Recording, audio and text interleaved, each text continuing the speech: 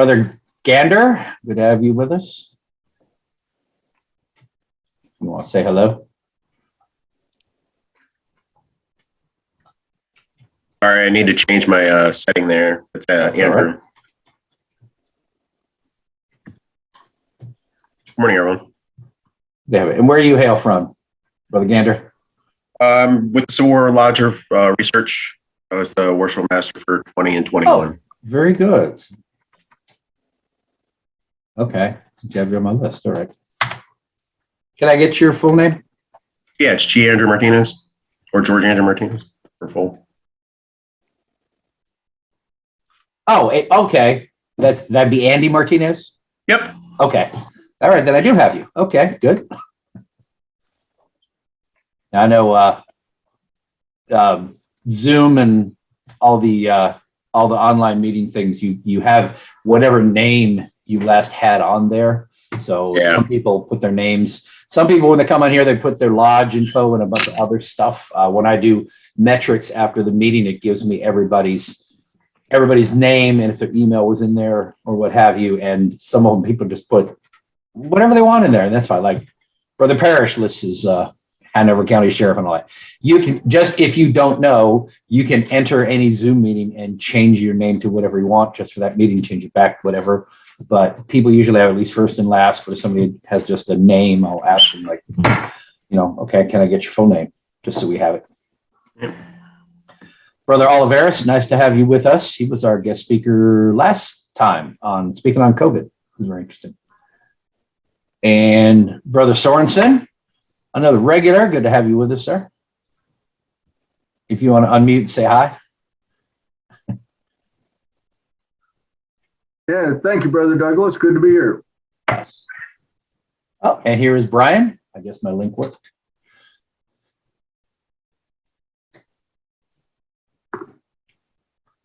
Good. We got all kinds of people coming.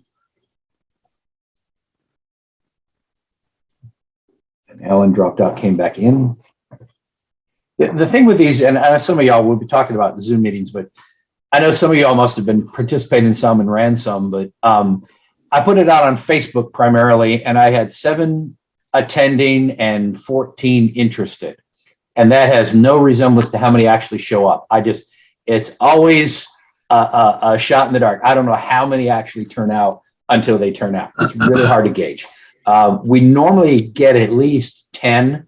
There's only been, I think, 1 or 2 times where I had like 3 people. I said, okay, I give up. I'm not going to have a meeting with 3 people. It don't make sense.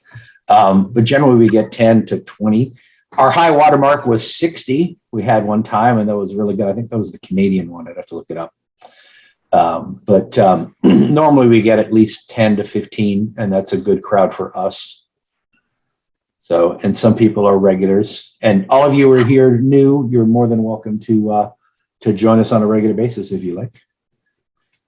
Brother Hone, good to have you with us, right, Worshipful? Hey, Chris, how are you? Very good. To see you. Yes.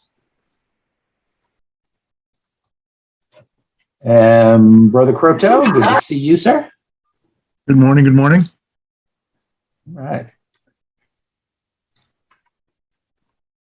Brian, I dig the library, I have to say. And it actually looks like it's not a screenshot, which is great. I dig it. That's right. That is the nonfiction side of my library. You'll notice the little white labels at the bottom. That's Dewey Decimal System. And yes, I have them all on an Excel spreadsheet. And somehow I don't think you're surprised. Of course you do. Not at all.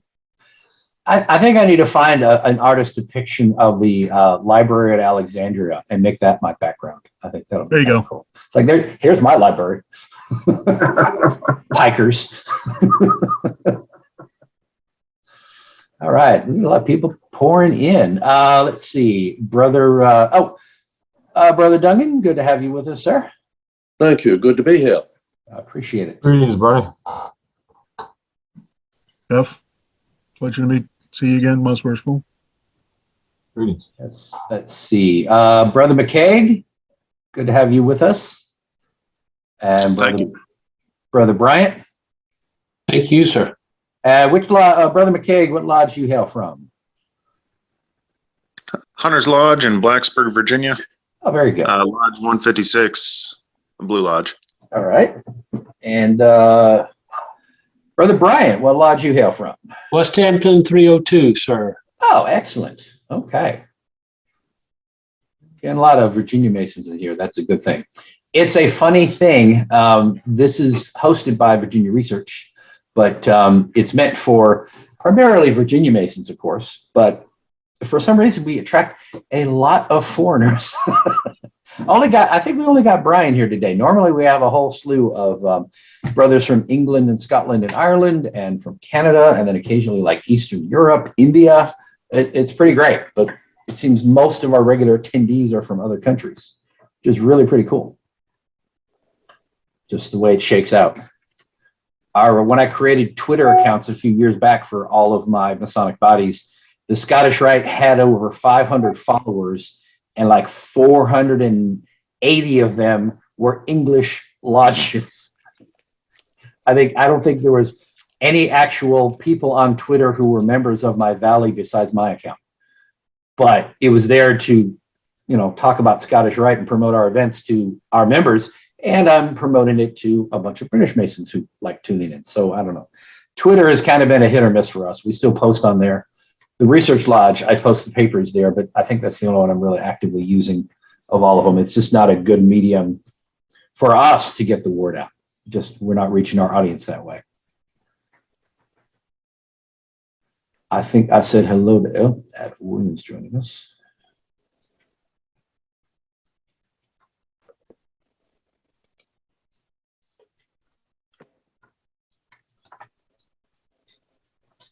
Yeah, 21 participants. Very good. Oh, Brother Joyner, good to have you with us.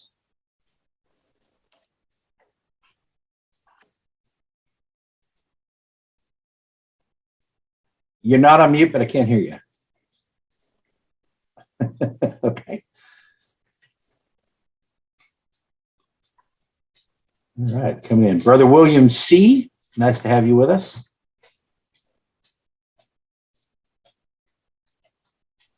And Brother Malave, good to have you here, brother. Thank you, glad to be here.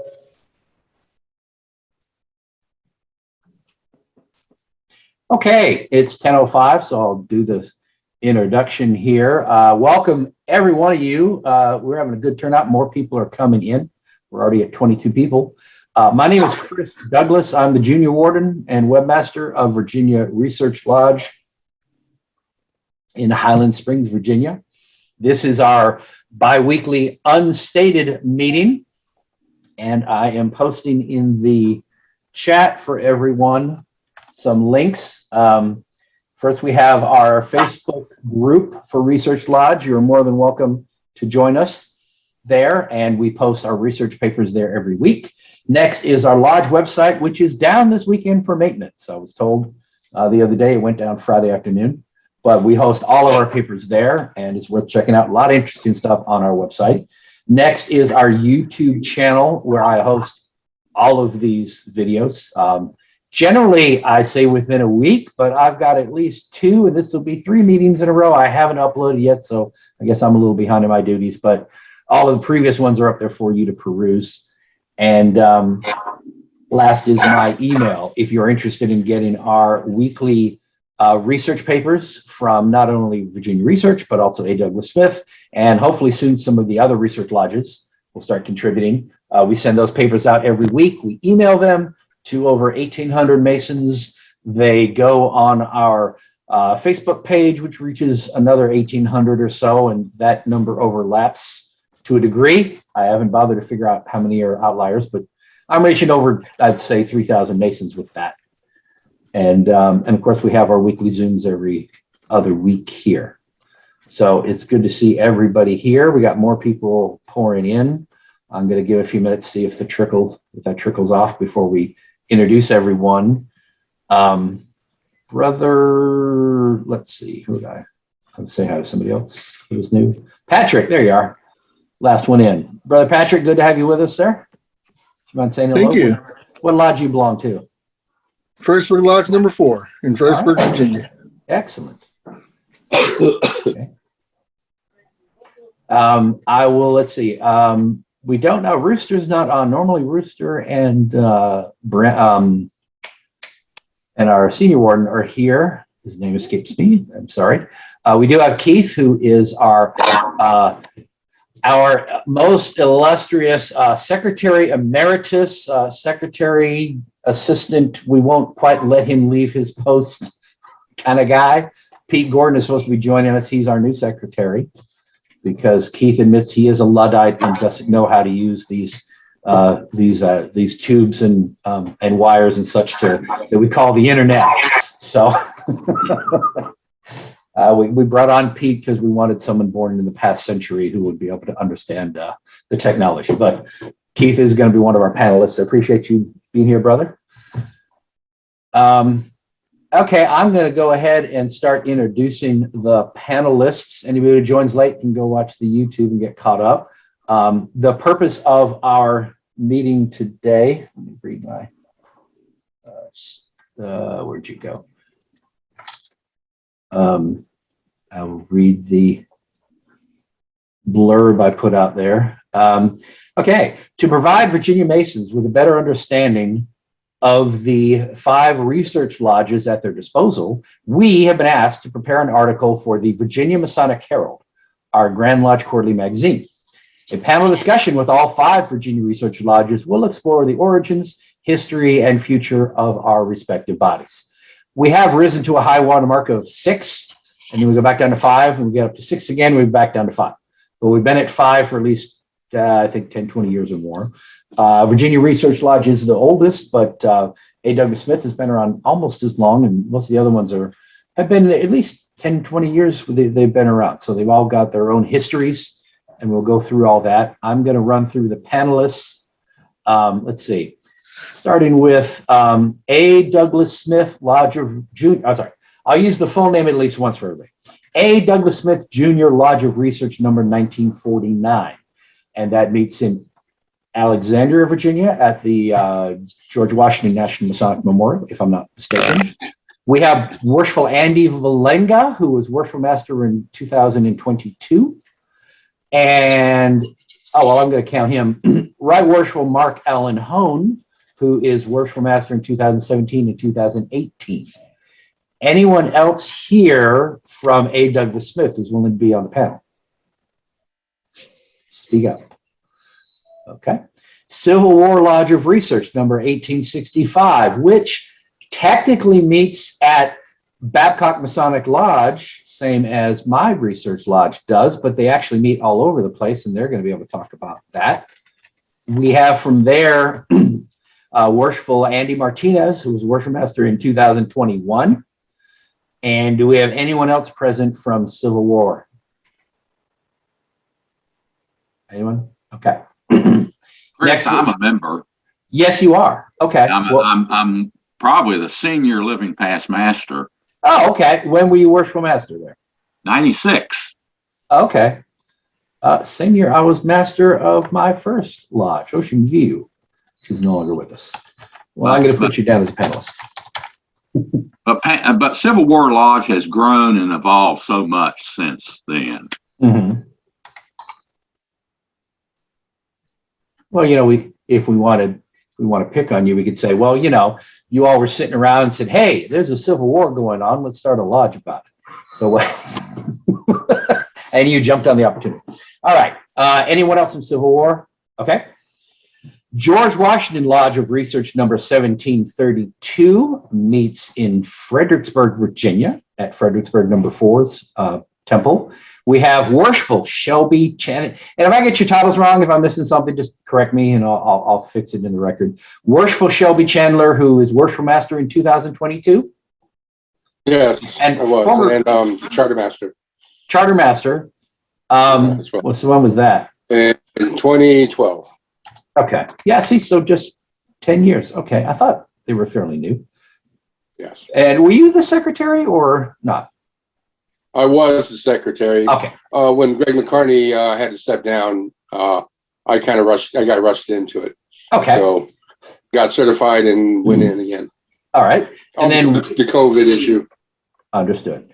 Worshipful John Parrish, who is junior deacon this year. And I think worshipful master of a lodge right now, are you not? Yes, John? I'm the current worshipful master at Ashland Lodge, my Blue Lodge, but I'm very blessed to be a chartered member at George Washington Lodge of Research, and I have served under Shelby's esteemed leadership in a number of roles, but again, I'm in the progressive line serving as the junior deacon. Excellent. And anyone else here from George Washington Lodge of Research? Yeah. Speak up. Who's that? Jeff Hodges. Oh, Jeff. Okay. Well, we're going to count you for that too then. Okay. And were you master at George Washington or just a member? sir. Okay. Okay. Well, I was going to introduce you next, but that's fine. And someone else spoke up? Yeah, Chris, Alan Clark, charter member, George Washington also. Oh, very good. Okay. Worshipful brother, what? He's Alan? the right worshipful. Right worship. Thank you. Usually it's safe to assume everybody's at least a worshipful, but so many of you all are district deputies. Were you master of George Washington? Alan? Never master there. Okay, that's fine. Okay. Was master Colonial Beach 199. I have been to Colonial Beach before they folded. When I lived in Fredericksburg, I drove all the way out there. It was at your annual. Whoever the guy, that was 90, no, 2003, maybe 4. The master had served for 2 years, and I was there at his annual when he was going out. Yeah. I can't recall his name though. Okay. Anyone else from George Washington Lodge of Research? That's good. We have 4. That's good. Okay, moving on to Peyton Randolph Lodge of Research number 1774. We have Most Worshipful Jeffrey Hodges, obviously past Grand Master, and was Worshipful Master in 2012? Yeah. Okay. Good you have here, brother. And Worshipful, sorry. I can fix that. Right Worshipful Brian Croteau is Worshipful Master this year, 2022. And Peyton Randolph, of course, meets at Williamsburg, number 6's temple. Anyone else here from Peyton Randolph? I think we want to add one caveat. Sorry. Right worshipful Brian is the district deputy for the research. I haven't got to that yet, but yes, I have that on my list. Yes. Virginia Research Lodge number 1777, who is your host for the day. We meet at Babcock. Yes. I'm sorry. Okay. We meet at Babcock Masonic Lodge in Highland Springs, Virginia, and we were, of course, the original research lodge in Virginia. We have Worshipful Keith Heinerman, who is the Assistant Secretary and Secretary Emeritus and whatever other title we want to throw at him. And he was Worshipful Master. You tell us what year, Keith? 1992. 1992. Okay. That was around the time I joined, I think. And then Pete, I haven't seen Pete Gordon yet. He was our other scheduled panelist. I'm, of course, a member of Virginia Research, but since I'm running the meeting, I didn't plan on answering any questions. So we also have here Brother Bernie Dungan, who's a member. If he wants to chime in with an opinion, he's more than welcome to, as well as there was one other one of us, I thought. Okay, today. Oh, yeah. Well, okay, Brother Joyner, I don't think it's fair to ask him to comment on behalf of Virginia Research since I just signed his petition this year. So you need to hurry up and become an expert so we can call on you. And I think he's already an expert. Yes. Last but not least, we have 2 of our district deputy grandmasters. For those who don't know, and I think everyone is in this meeting probably does, but the grandmaster, I think it was Most Worshipful Hershey, I may be mistaken, Mark will tell me if I'm wrong, decided that it would make sense to have, instead of, say, Virginia Research being under whoever the district deputy was for that part of Richmond, since we didn't really interact with the Richmond lodges and, we don't fall under the same structure that normal blue lodges do. We don't have to meet the same requirements they do. It didn't make sense to have a district deputy, us fall under the district we belong to. So we created a separate research district. I think that's a great idea. It helps tie the research lodges together, and they can be managed separately from the Blue Lodge because we have different requirements, and help us all share and improve and what also. I think it's a wonderful idea. Helps kind of bring us together. But Right Worshipful Mark Allen Hone was the original district deputy. He served from 2019 to 2021. And we have Right Worshipful Brian Croteau, who is the district deputy in 2022 and into 2023. So he's already been assigned a 2-year term, which only makes sense since we only meet 4 times a year, any of us. Any other district deputies? No. Okay. All right. So that's our panel. I very much appreciate all of you being here. And I'm going to start the discussion in a minute. Does any of our non-panelists have anything they want to say before we get started with the actual discussion? And we want to say hello. I think I introduced you all. Good morning to the panel. How are you today?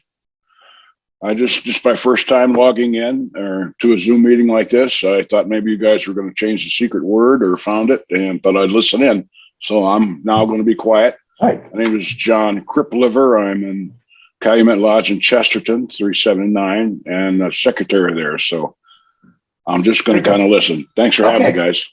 I'm sorry, Chesterton, is that Virginia? I'm sorry. Or what? Chesterton, Indiana. Indiana. Excellent. Well, John, good to have you here. We appreciate you coming out. Thank you. All righty. So as I mentioned, we have let's see, some of you overlap, but 1, 2, 3, 4, 5, 6, 7, 8, 9, 10, 11, 12, 13. So 11 distinct Masons representing all 5 research lodges and our district deputies. So I'm going to ask the question of the lodge. I will just say, A. Douglas, and one of you can answer. I think that'll be easier rather than you just decide amongst yourself who wants to speak, and that's fine. We'll try not to talk over each other, but it's going to be hard to keep track of going through each one. So I'll leave it to you to take turns answering or whatever you want to do. That's up to you. But I think we have a good representation of all of the lodges here today. So this should be a lot of fun. Some of you, let's see, Brother Ray Solomon submitted some questions, some answers for A. Douglas Smith, and Gordon Munholland submitted some for Civil War. So if I don't have a good answer, I'll jump over to their answers and use them. All right, so let's go ahead and get started. Any questions about the format or anything before we begin? Okay. Okay, we're going to start with A. Douglas.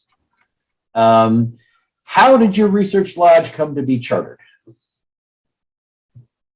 Well, A. Douglas Smith was chartered back in December of 1982 by most worshipful Lloyd Jefferson. I think that was his year. But it was chartered up in Alexandria for the purpose of basically establish a lodge there just to basically do foster research and promote the study of Masonry in general. Nothing very specific, but it's a unique location, located in Alexandria, meeting out of the George Washington Masonic Memorial there. Really kind of feeds a lot of that early America Masonic history and whatnot as far as what research topics go. Also, it's kind of a unique place being in Northern Virginia with the vicinity of the Capitol and all the goings on in the government too. It's a good reflection of kind of the way the Masonry evolved throughout the development of the United States. So, but it was founded back in 1982. Meets at the George Washington Memorial and is, like I said, focused on just general research. We don't have a very specific topic that we do, but were any significant charter members? Yeah, so Most Worshipful Stu Minor was one of our more significant initial members, and he really pushed also personal Mark Cohen can attest to this too. I'll let Mark Cohen talk a little bit about Stu Minor, as he did a paper on him. But yeah, he was one of the plank holders for A. Douglas Smith, and really kind of promoted that research mentality. A. Douglas Smith is named after Most Worshipful A. Douglas Smith Jr. And our number 1949 reflects the year he served in the East. So everybody's kind of familiar with A. Douglas Smith. He was basically the guy who lit the fire into research in Virginia, and served in the East as Grand Master.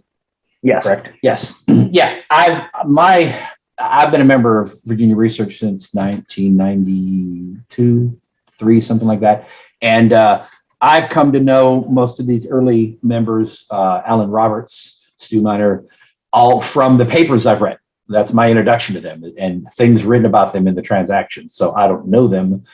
All of them passed long before I got involved. Keith actually remembers some of them, if not most of them, from when he joined. But A. Douglas Smith was very active in Virginia Research Lodge. And as you mentioned, he helped establish the one in Alexandria. So yeah, he's quite a few of these names come up repeatedly because they wrote a number of papers over the years. Mark, if you want to elaborate on Brother Minor. Yeah, the only thing actually I would touch on 2 things. Andy's already said we don't have A. Douglas Smith does not have a specific focus in research. And if you look on our website and on the website that you, Brother Douglas, are adding our papers to your papers in, you'll see them there. It spans a gamut. It can be anything, literally anything. And but one thing that I'll draw a line kind of between most worshipful Brother Doug Smith and Stu Minor is they were both committed to I'll say scholarly kind of publication. Most worshipful Doug Smith was editor of the Virginia Masonic Herald, so clearly somebody who was involved in the written word and trying to encourage getting information out to the craft. Stu Minor, I never actually tallied up all of the things that he wrote and published and presented over time. But the group of papers that are in A. Douglas Smith's archives and that are now onto this other website is very small. He's got, we're probably in the hundreds, probably low 200s papers that Stu Minor wrote. And so I would tell you that legacy kind of lives on today in A. Douglas Smith. If you go to A. Douglas Smith, it is a paper-based research lodge. So you will come in, you will see people making presentations, but those presentations will be based off of a written form, and those I've had papers when I was master there, or just being a member there, of 20 pages long of research. Down to 3 or 4 pages, but it's primarily that flavor continues. So that's, I think, what I would add. Thank you. Okay, moving on to Civil War. Again, going over the origins. How did your research lodge come to be chartered, and who are some of the charter members? So the predominant one was Alan Roberts, who wrote House Undivided, and it was, from what I understand, it was a bunch of brothers that were also reenactors at the time. So they got together to form a research lodge, since we're kind of a very niche group. We just celebrated our 25th, I guess, 2020. So when were you chartered again? 1995. 1995, okay.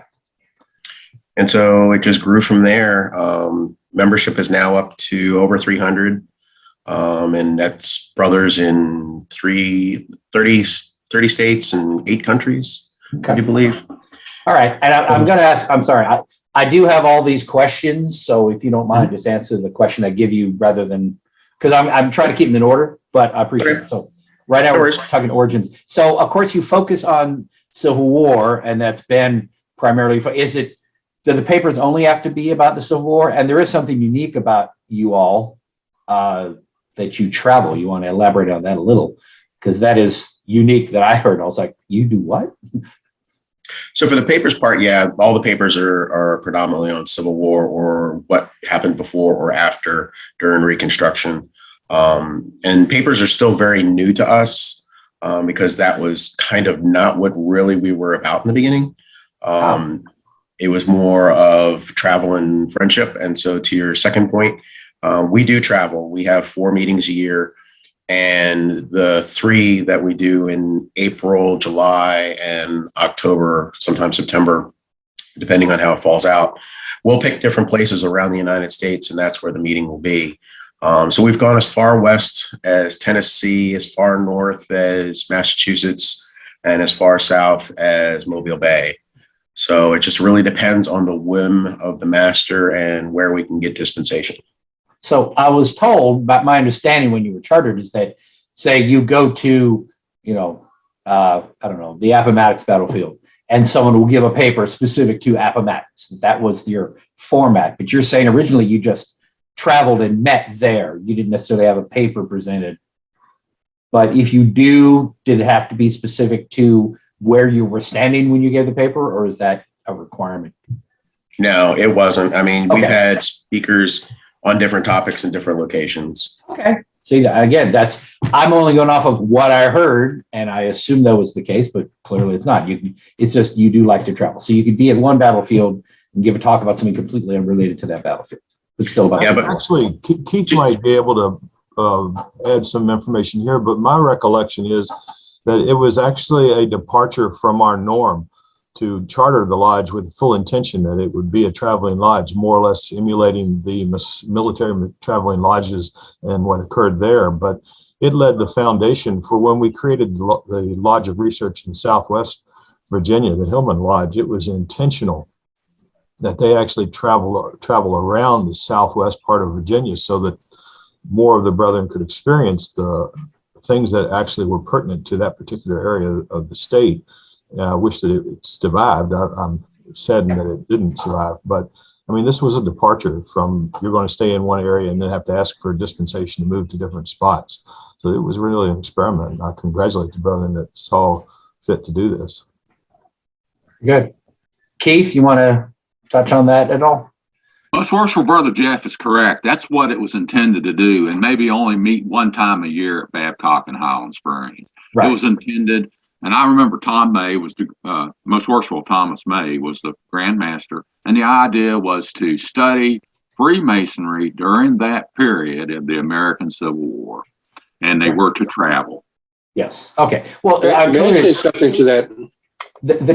Just a second. The traveling isn't in dispute. I guess my point was, my understanding was if they met at a certain place, then they would have a paper specific to that place. But that apparently isn't a requirement and isn't the norm. I'm sorry, go ahead, brother, whoever spoke up. Was that Shelby? It was Shelby. Yeah. I was over at the 150th anniversary of the Battle of Gettysburg. I was not a member of the Civil War Research Lodge, but I was invited, and it's an amazing experience. While they may not have done the paper, they were taken through a tour. They were informed of everything that transpired during the battle. And it was, like I said, it's a wonderful experience, very informative. And basically they ended it in having a lodge on a hill separate from everybody else. And they closed off the night watching the sun go down. It was brilliant. It really was. And the brothers are retired in the uniforms. And so it was a wonderful experience. I think this is an important point to realize, that let's take the name Research Lodge and let's really go back to the fact that when Virginia Lodge of Research was established, we didn't have anything going on that was comparable to it. And for many years, the people that wrote papers were going into all kinds of research areas to investigate our history, our past things, to get rid of legends and create actual authentic pieces of information that would explain our history and where we were and what we should intentionally be. And that's the same thing with each one of the lodges of research has a purpose. Lodge of Research that's in Peyton, Randolph was purposely done, and it has an intention to study. The lodge and George Washington Lodge of Research in Fredericksburg has a dual purpose, not only to study George Washington, but Scottish Rite influences and the things of all of the cultures that came in that developed the colonial Freemasonry. Same with Peyton Randolph. But I'm not going down to list on there. I'm just saying Civil War Lodge of Research should be the expert when somebody anywhere else wants to find out about something relating to Freemasonry that deals in that time period, 1861 to 1865, that ought to be the place that they could come back and find information on it that's correct. That's not just hearsay and a wives' tale and a story, but is actually correct. Very good. Appreciate that. Okay, moving on to George Washington. How did your research lodge come to be chartered, and who were some of the significant charter members? Yes, so I was chartered in 2012, which was perfect timing for me. It's hard to believe it's coming up on 10 years now. So I joined beginning of 2012. That's when I was raised as a Master Mason. I had a deep interest in research. Research lodge, it was almost the first question that came out of my mouth as a new Mason. And Brother Shelby Chandler, who I quickly became friends with, told me of the plans for the new George Washington Lodge of Research, which again was founded they had their dispensation and they formally became a lodge 2012. And I will let Worshipful Shelby talk a little bit about that, since he is actually the charter worshipful master of George Washington Lodge of Research. Okay, well, thank you. What happened, we got started because of the Peyton Randolph Lodge did a wonderful, basically they were at J. Simmons, I think it was 2009, 2008, 2009. And they did, I figured you might know for sure if anybody. It'd be in there, your year's Grand Master, of course, but it was a wonderful display of a colonial degree that they gave at J. Simmons.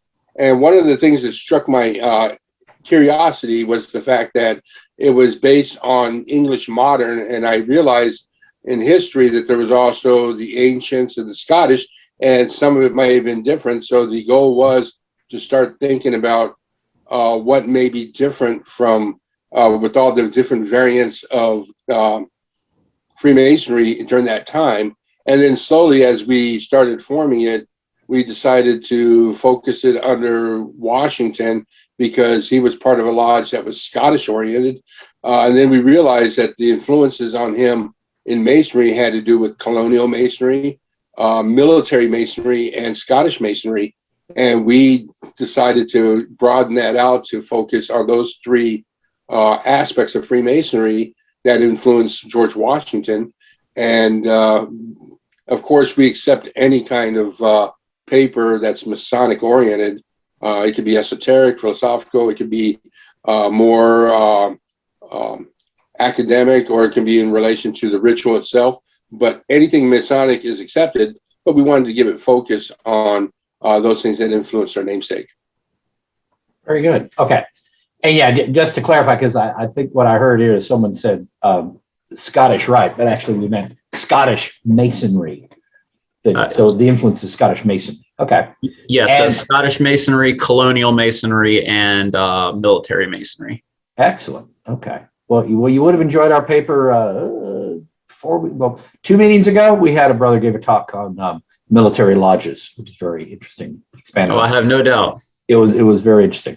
Okay, moving on to let's see. Oh, Peyton Randolph. Same questions. How did your lodge come to be chartered, and who were some of the charter members, and when was it chartered, of course? Let's let the man that was the Grand Master answer that question. Most Worshipful Donner. He chartered the lodge. The lodge actually was probably Kent Brinkley, George. I had his name right on top of my head. I lost it now. There was about 5 brethren of Williamsburg Lodge that really had the interest in pursuing the Lodge of Research. Most Worshipful George Kidd had published a book, which quite frankly was just a copy of the minutes of the lodge in Williamsburg in its early inception. And from that, many things could spur off, and you could do a tremendous amount of research and study on the lives of the people that were there and influential in the creation of Freemasonry. And I think that was the impetus behind Peyton Randolph being started. But and what year was that again? I'm sorry. What year? Bernie, when were you Grand Master? 2007? 2007. Okay. And so the focus then, what is the focus of the research at Peyton Randolph? Is there a specific area you're focused on, and has that changed over the years? Let the Worshipful Master tell you. Most worshipful, thank you. I'm probably not the best person to ask. I wasn't there at the founding. I didn't get involved with it until about 2012. And generally speaking, it is Freemasonry in the colonial period, presumably in Virginia, but not nailed to that. I myself have delivered papers that specifically do apply to that. Most Worshipful Hodges, in his year as master, asked me to write a paper about a Cabin Point Royal Arch Lodge, one of the list of on the list of the original founding lodges for Grand Lodge. And I found a lot of information in the History of Freemasonry book. I found a lot of information elsewhere. When Dave Burkus was master, he asked me to do a paper on Paul Revere, certainly not a Virginia Mason, but active in the time period in question. And I ended up reading two different biographies of him and writing a multi-page paper that talked about all of the other human sides or aspects of Paul Revere's life, which to me as a history teacher is really the most important point, or important part rather. You can leapfrog from important event to important event and to important event, but what happens in between speaks to the individual. And that's how I try to teach my classes. Most worshipful, how'd I do? Hey, one thing I would mention, let's talk about Paul Revere, because myth, legend, and correct history is always a situation we're balancing here in doing any kind of research. One of Virginia Lodge of Research's members, Right Worshipful Robert Simpson, did an exhaustive amount of research and paper on how and who actually created the jewel that the Grand Master wears, which has always been accredited to Paul Revere. And in fact, on the back side of it, it has the inscription that it was made by Paul Revere.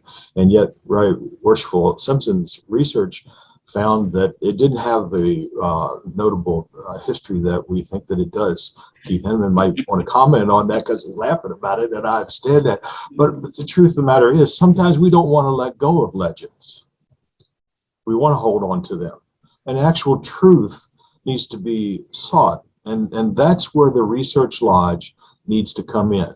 And the Virginia Research Lodge should, unless proven differently by other researchers, should support the research that's proposed by its members that was supposedly and authentically found to be correct until it's disproven, and not uphold the legends of Freemasonry. Paul Revere is a perfect example of this.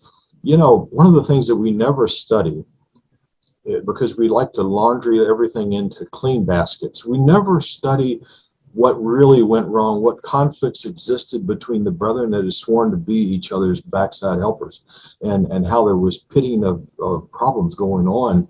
I mean, a perfect example of this, which doesn't get spoken about much, is how do two good brothers, Truman and MacArthur, have such dipole different opinions and have such clashing problems that it becomes a national envy almost. So, those are just things. But Keith, what do you got to think about that?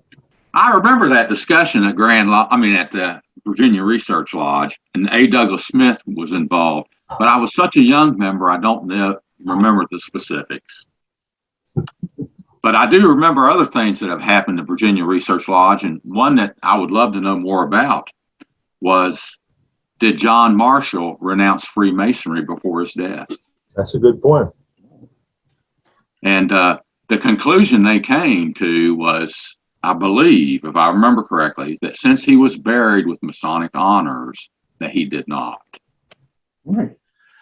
Just to round out this round of the origins, Keith, Virginia Research Lodge, number 1777. How did we? When were we chartered? How did we come to be chartered? And who were some of the charter members? Okay. It was actually as a result of a discussion in 1949 between the Grand Master A. Douglas Smith Jr. and the Grand Junior Deacon Hugh M. Reed, another fine member from Cherrydale Lodge. And what they did, they submitted a resolution to Grand Lodge. Let me see, I've got it right here. And in that resolution, they put the purpose down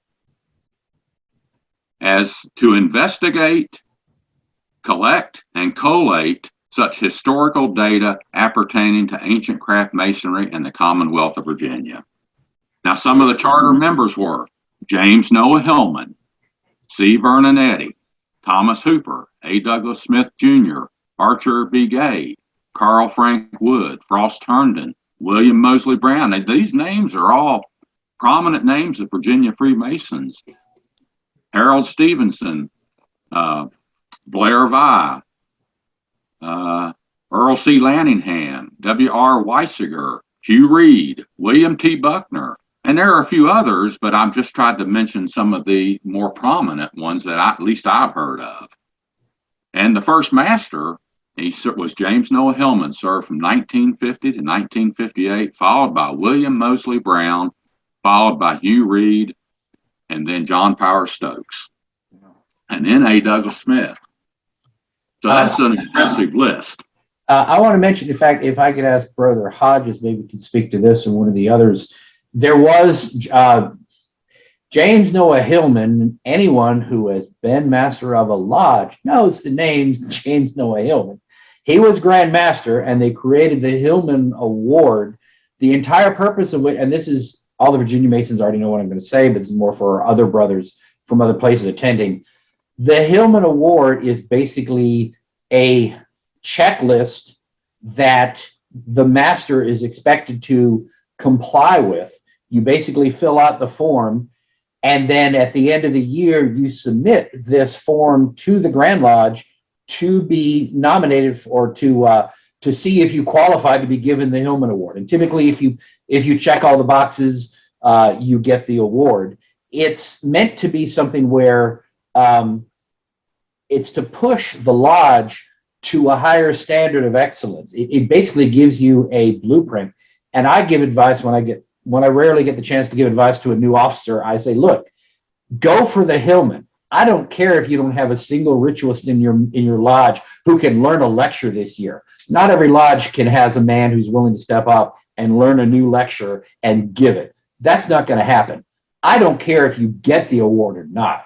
If you're planning your term as master, take the Hillman, go through it, try and meet everything that's in the Hillman during your year. You will have a much better year. Whether you bother to submit it to your district deputy to go for the award or not, it doesn't mean anything. It's important that you try because it pushes you to make your lodge more well-rounded in every aspect of masonry. And if you only meet half the criteria, you're going to have a better year. So I've known about the Hillman since the 90s when I was master the first time.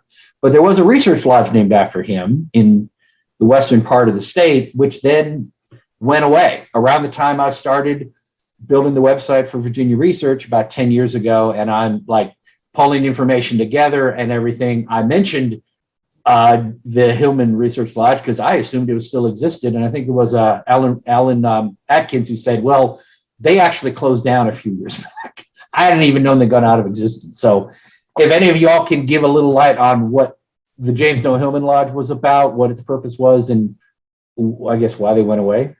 I'd like to share. I instituted that lodge in 2009 with the sole purpose of what I said earlier, researching Freemasonry and its effects and how it developed in Southwest Virginia.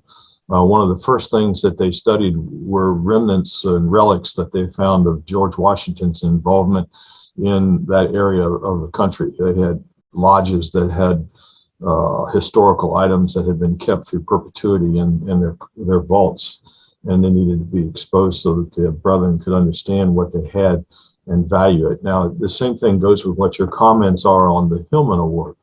The Hillman Award is not just a checklist to put a red badge of courage on our foreheads of life. The Hillman Award is an accomplishment to know that you actually have organized, managed, and run your lodge in a suitable way to advance it, to enrich the brethren, and to make sure that Freemasonry continues. And when we don't do that, when we just casual-faire approach the management of our lodges, and we end up falling down the path of less and less and less quality of Freemasonry that's exemplified, known, and lived, we end up having Freemasonry go by the wayside. And that's what happened, I think, in Southwest Virginia. There weren't enough people that wanted to become involved. The idea was 4 meetings a year, 4 locations throughout Southwest Virginia. So somebody in that geographic area of where the lodge was going to meet could be affected by it. But what it turned out to be was, I hate to say, is just one more meeting on a Saturday for them to pull out. Most worshipful? Yeah. One time you told me, you explained to a lot of us that that the Hillman Award ensures viability of a lodge.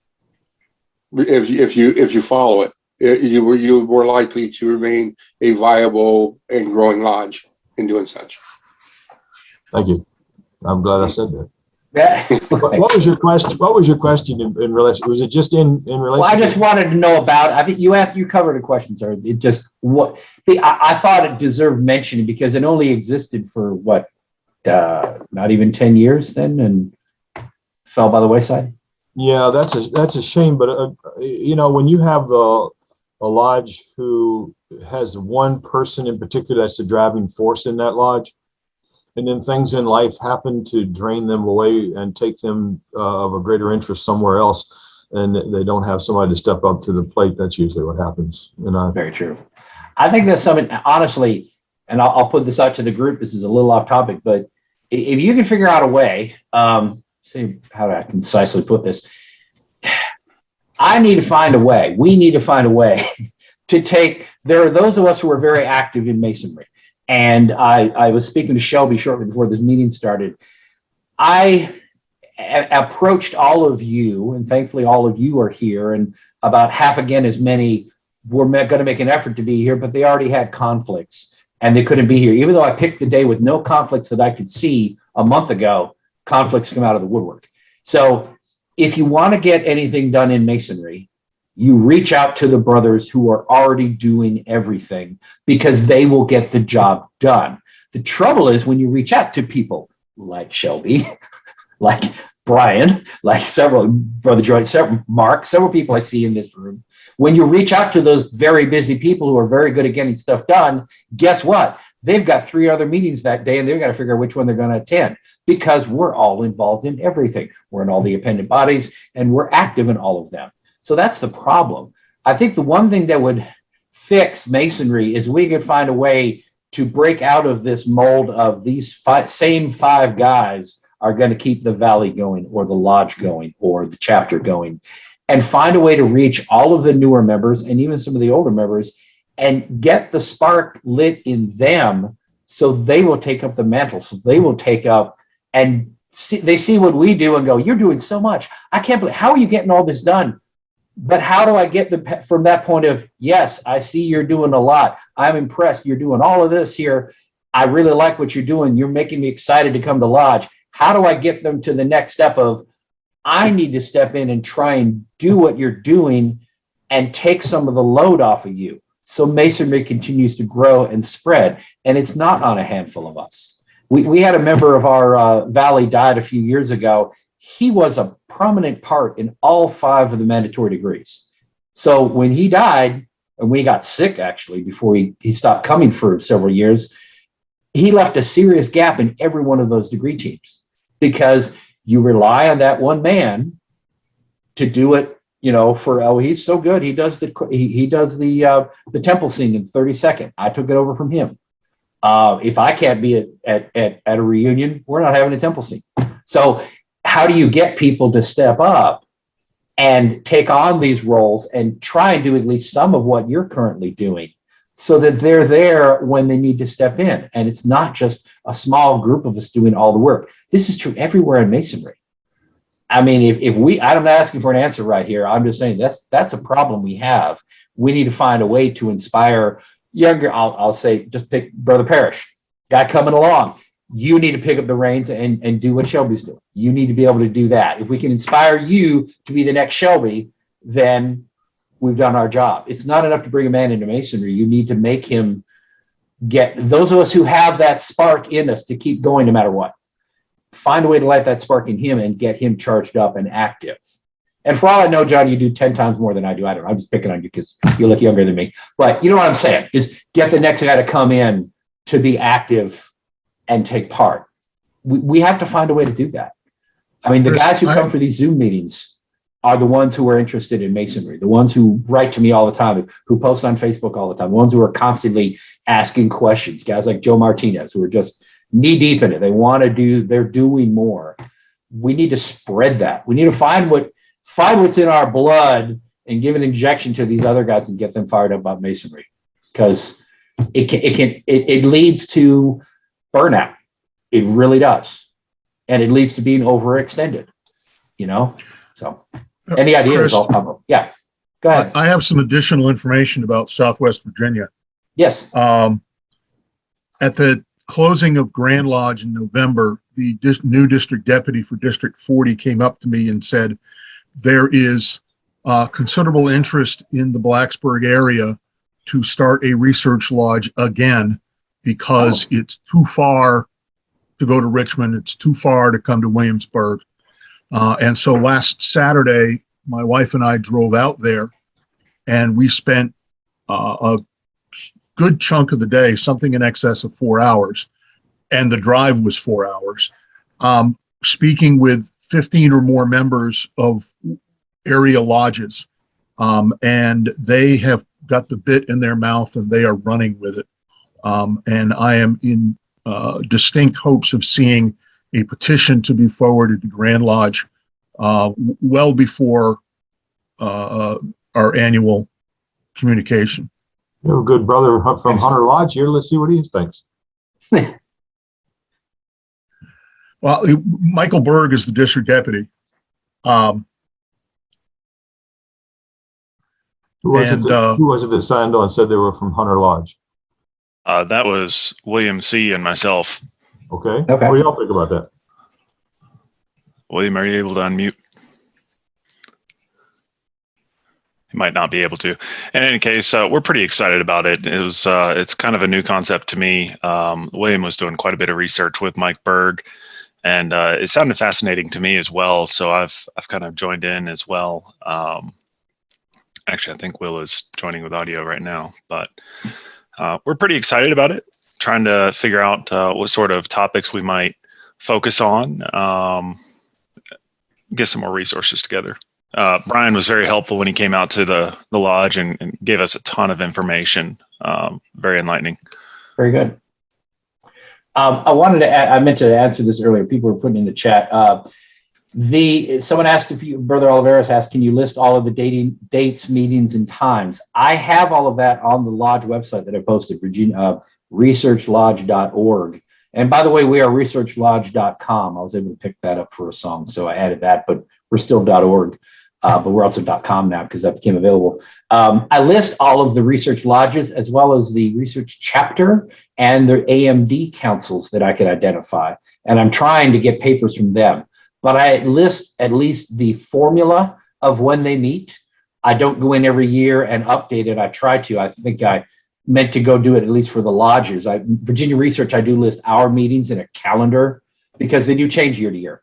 And I do make an effort to put them in every year for the other research lodges. So you can go there. I don't know how many people are taking use of that, but I will try and go in there and at least get the actual dates. But if you go to our website, when it's back up after maintenance this weekend, bad timing, that you can go and see like the 5th Saturday of every month for A. Douglas Smith. So if there's a 5th Saturday, they're meeting. So that's something you have to work out yourself some. But I do have all of their addresses and everything listed on our website. And I would encourage, if you all are welcome to, I can say Virginia Research has, I think, the most active Facebook group. I think 4 of us have a Facebook presence. 4 of us have a website. I think maybe all 5 do, but one's not kept current. But you're more than welcome to post on our group to reach more Masons and say, hey, we have a meeting coming up next month. I definitely more than happy, since I think we have a louder and larger forum than the others, that you're more than welcome to come to our group and promote your activities for your research bodies if you want to reach more people. We're always happy to share. I make a point of sharing papers to y'all's group, and so let's use social media. But if I can help y'all promote. And yes, Patrick asked about the Civil War papers. They are expected to have a Masonic flavor to them, correct, Brother Martinez? That they should have something to do with Masonry, not just the Civil War. Is that correct? The early papers were kind of a blend, and so the later papers have kind of gone more Masonic. It was just if you look at the early papers, you can definitely see the transition between the paperwork. Okay. I imagine you a lot of can't, material if you there. want a paper at all, then a Civil War paper is better than none at all, I suppose, if you couldn't find a Masonic tie-in. I'm sorry, Brother Corso. There's a lot of material there. Oh, so show me. Okay. All right. Moving on with the questions. We just got through the first section. And by the way, I will keep this meeting going as long as you all are willing to put up with it. We have had some meetings that run well past noon. So until people start dropping off, I'm just going to keep asking questions. I'm going to pick and choose from here for the article. I just want to get some good answers.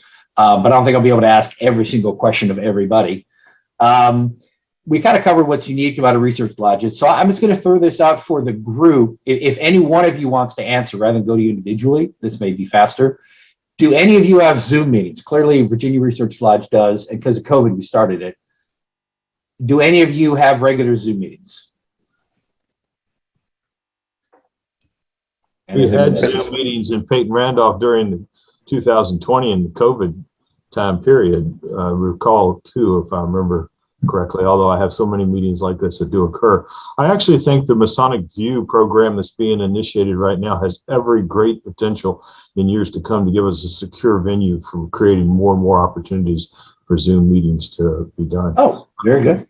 Not that I like the isolation aspect. I do like to come together as brethren, but I think that the travel, the busyness of life as we know it, the availability of this medium to occur oftentimes, not just during the 10 to 11 o'clock time period on Saturday morning, is beneficial.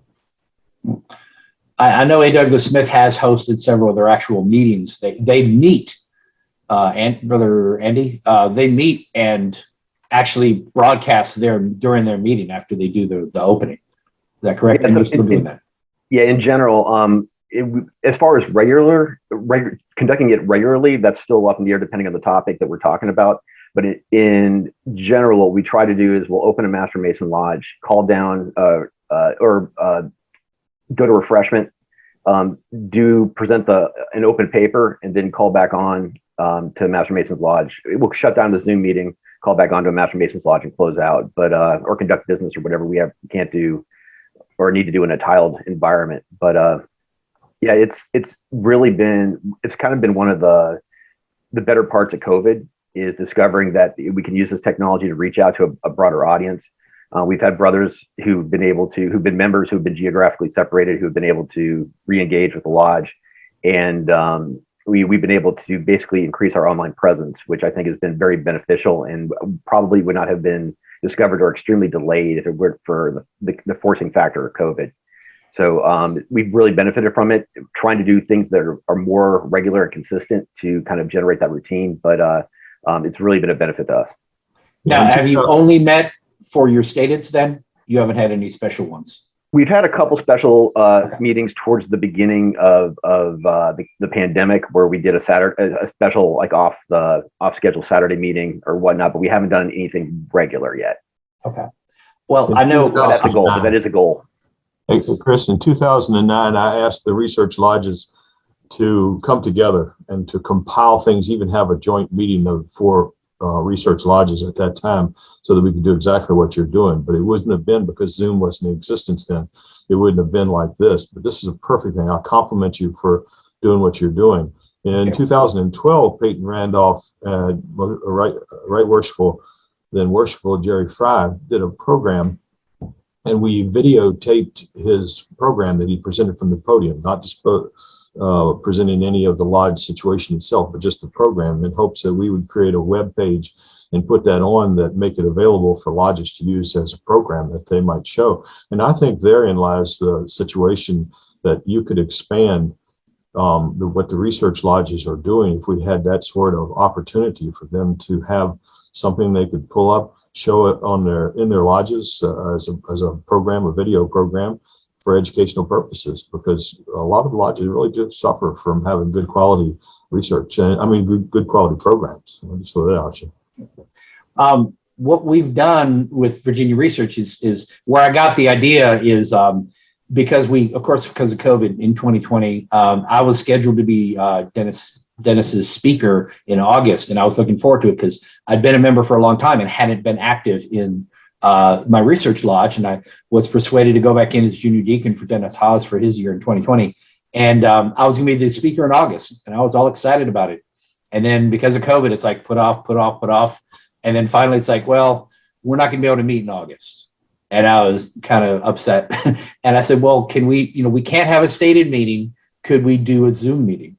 And so we had what I called an unstated meeting, because it was unstated that we can't open a lodge. So that's the joke, and I've run with it for 2 years. But we met every single week for about 6 months, I think. And then I took a break, and that break of a week or two turned into about 3 or 4 months. And then I got started again. So we've had these off and on for about 2 years. But these, as you see the format, there's no ritual. We're not opening. We're not tiling. I expect it to be just Masons present, but I'm really not strict. I've had 1 or 2 women pop in here, widows, it seems, of Masons who were invited by someone to watch the speaker.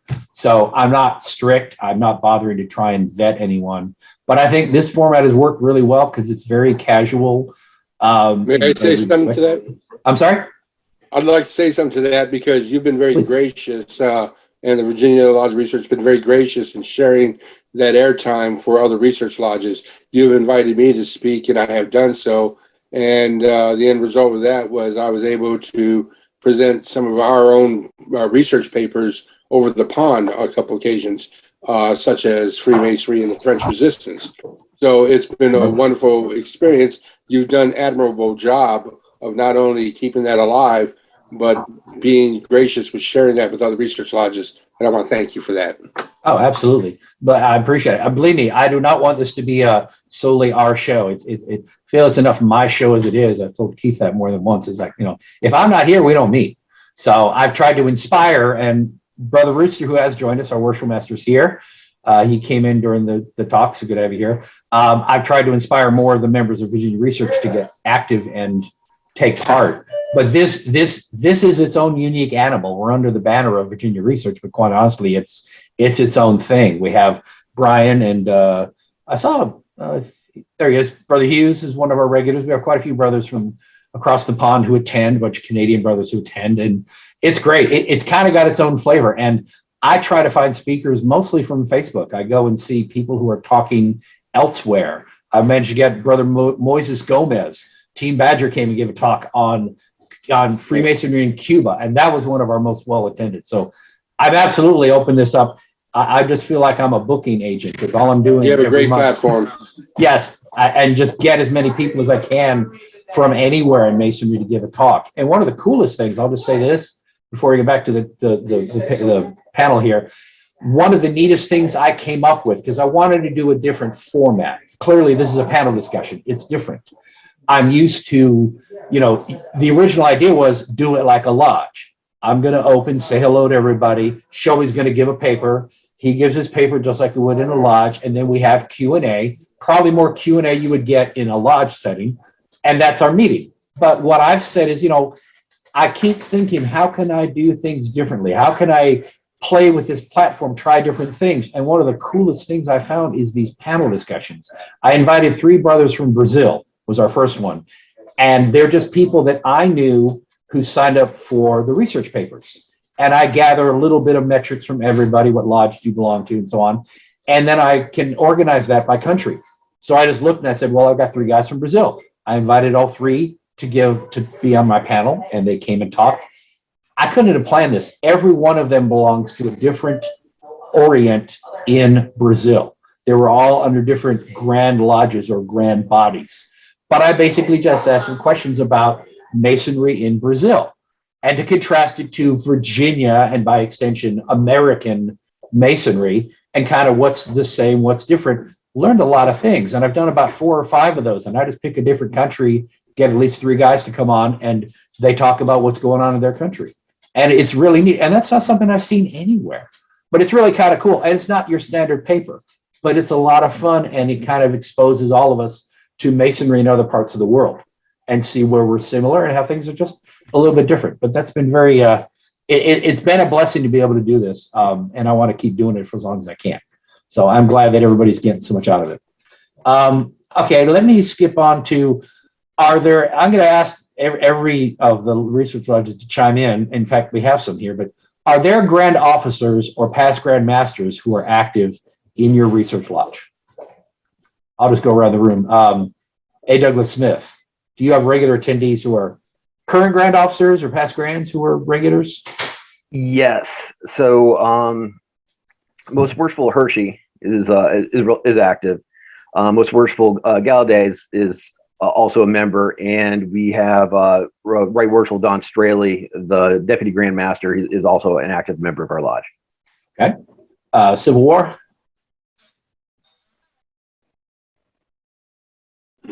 Yes, we have 2 past district deputy grand masters that are very active in the line. One of them's our chaplain ritualist. The other one's the current junior warden, I do believe. And then we have about 10 past grand masters that are pretty active from actually different jurisdictions and states. So. Oh, interesting. George Washington. Yeah, we don't have any that actually meets at the stated often. But we do have, I do always get information from them that either they couldn't make it or that they are paying attention whenever we put out any kind of dispatch. But we have members such as Alan Atkins, most worshipful Alan Atkins, most worshipful Jeff Hodges. Most worshipful Don Roby.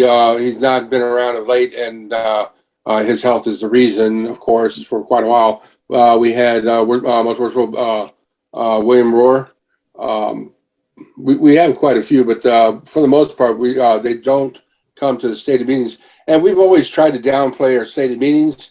One of the downside to that is we have less in attendance, and that's something that we've been trying to make an adjustment to. We've always thought to try to do everything outside of it and then do what you had to do for business inside the business, but that don't always work so well. We've modified that a few years ago to try to, and it's becoming more. We have more and more in attendance as a result. You say downplay. What do you mean? That you don't have the paper during the meeting? No, what we wanted to do is we wanted to be in business casual. We wanted to make sure to do any kind of events outside of a stated meeting, and the stated meeting would be used for the presentation and officially turning in and presenting a paper, and of course elections and any kind of other lodge business we had. What we learned from that was that it was better to make sure that you have a good stated meeting just as much as you do any other activity, because you want to keep those brethren coming in. Well, now the special events, that would be the same day. You'd have the meeting, then the event, no. Separate, not like yes and no. So a separate meeting another day altogether? Well, for example, one time we had a meeting over at Mount Vernon where we attended one of their events, and that was separate from the stated meeting. In August, we're working it out with Yorktown to have a stated meeting at Yorktown. We got to talk to the deputy about the potential of getting a dispensation for that, and I have apprised them of that. But it looks like a paper will be presented at Yorktown Lodge, followed by the battlefield, going to the battlefield. Okay. If that happens, that will happen in August here. We're almost done getting that locked down. All right. Brother Hodges. You're also looking at trying to recruit many of our members to participate in what's going on at George Washington National Memorial with Alexander Washington Lodge. Is that not correct? What's that? Shelby, you're actively trying to ask our membership to participate and support the program that's going up to GW Memorial with. Oh, yes. That's something separate from the Research Lodge, but the Research Lodge should be very much embedded in that as well. The Scottish Symposium, the Scottish Freemasonry in America Symposium is going to be November 4th, 5th, and 6th. And I should plug this. Thank you very much. Basically, a lot of our Scottish brethren will be in Virginia, and on November 4th, they will be in Fredericksburg, where it's going to be a day-long event followed by the official visit of the Grand Master. And then in the 5th and 6th, it will be at the George Washington Masonic National Memorial. And there's a whole itinerary of things that will happen during that time. It's also being supported by the Royal Order of Scotland.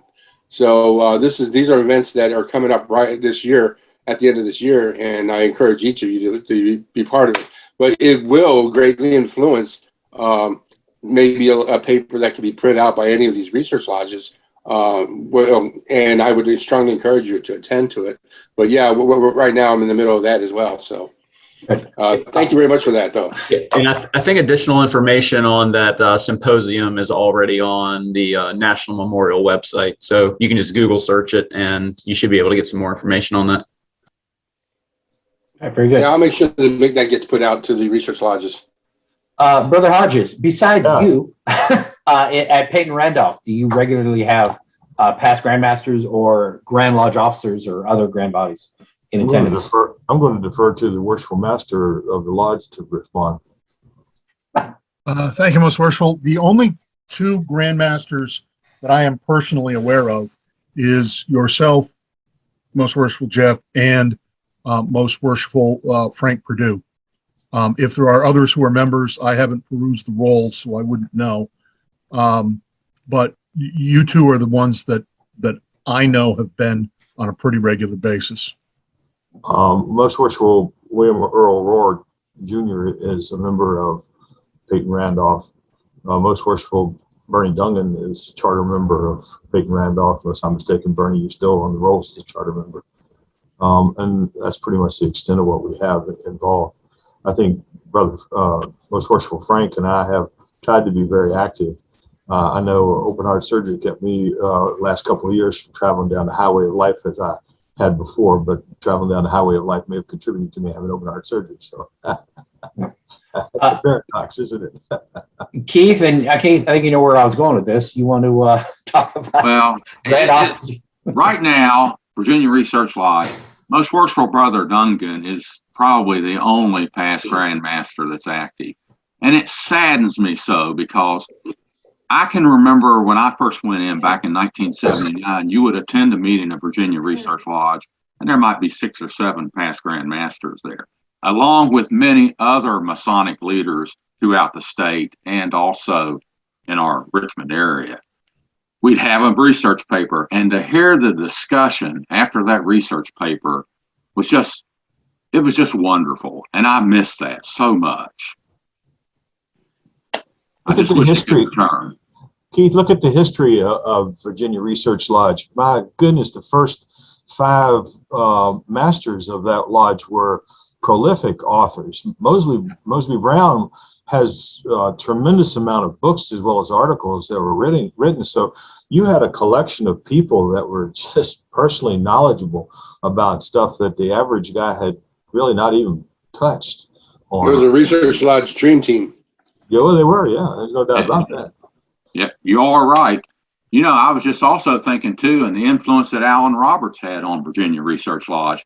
I've always felt when I followed him as the secretary, how unworthy that I was. Now, I could do some of the administrative skills, but I couldn't carry on as far as his knowledge of Freemasonry.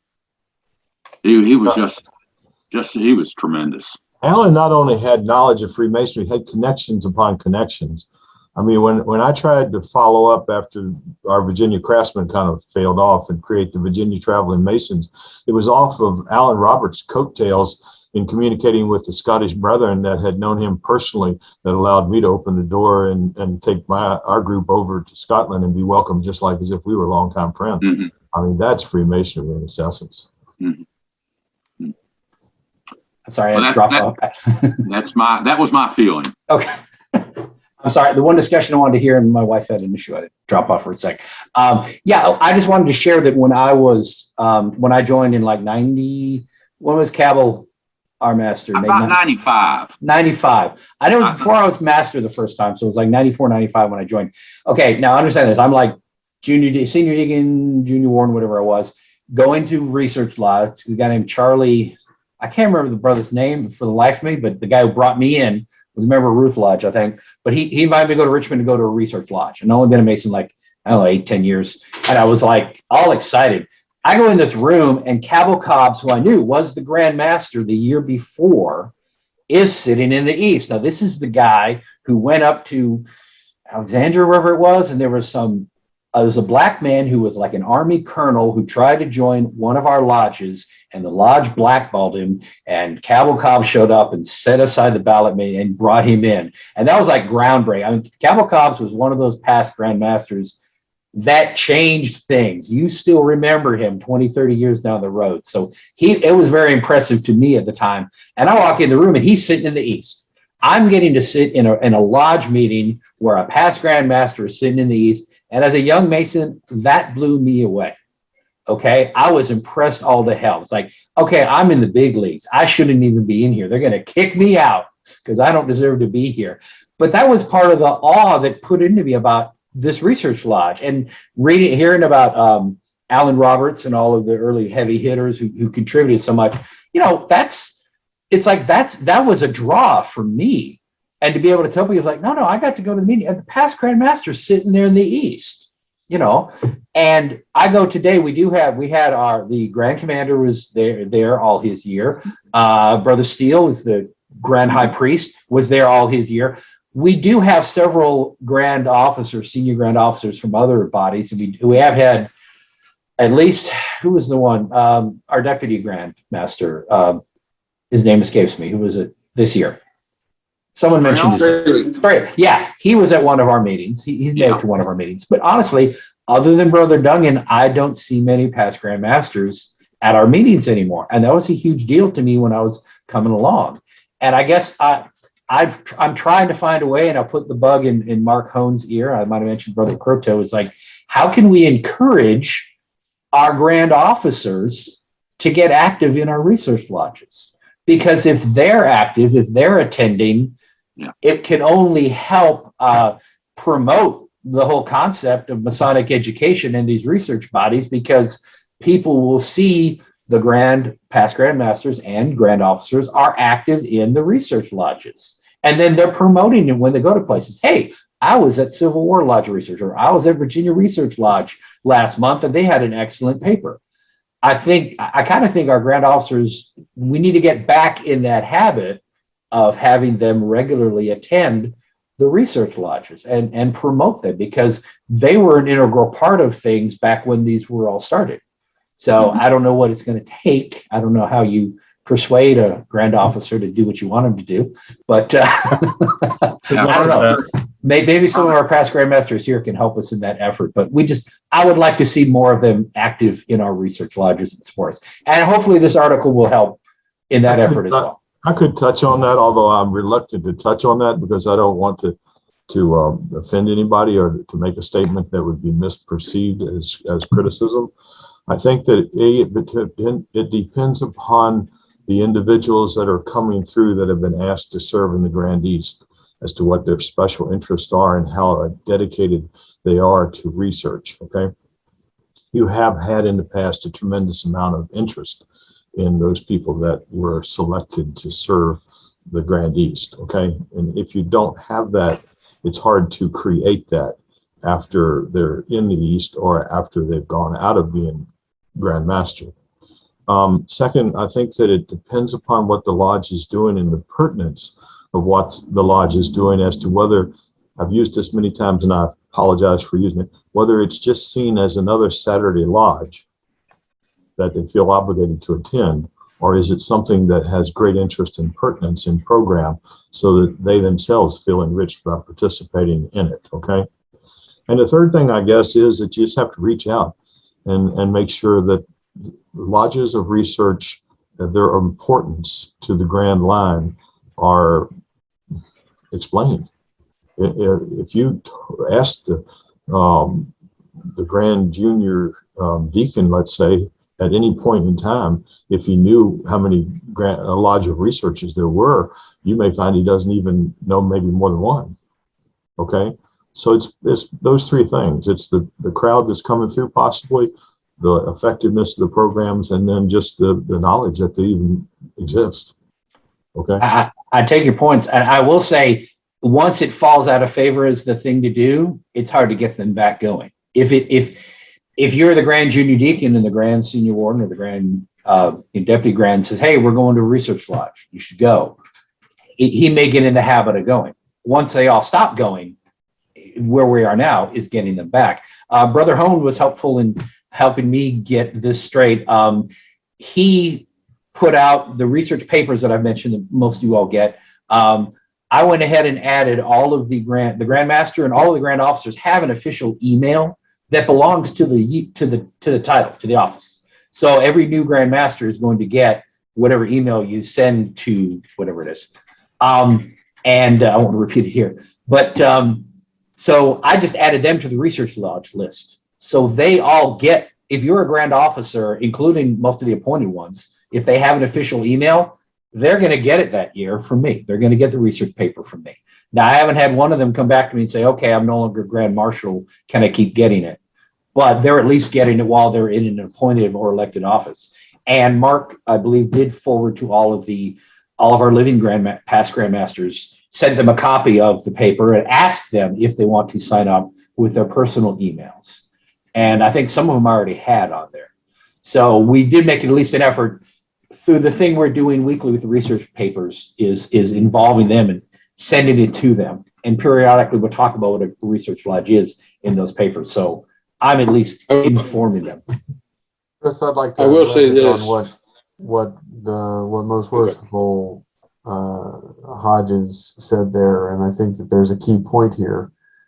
If the research lodges are, so I would agree with you that it's difficult when people have fallen out of the practice of being in research or coming to a research lodge to get them back into it. But I think, frankly, what we're talking about here today, the kind of efforts we're talking about here, are part of the key to getting the Grand Lodge back. Because, frankly, it's my opinion now, I'm not speaking for the Grand Lodge, obviously.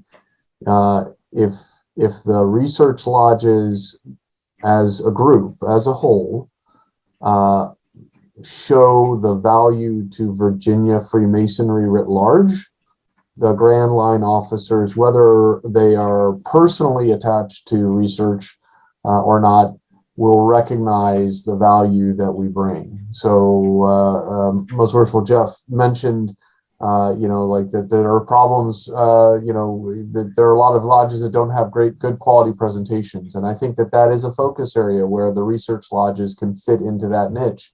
If they're providing value to the craft, they should provide value to their members, enjoyment and pleasure to their members. But if they provide value to Virginia Masonry writ large, I can't imagine that the Grand Lodge over time will not affirm that, will not see that and affirm that and support that.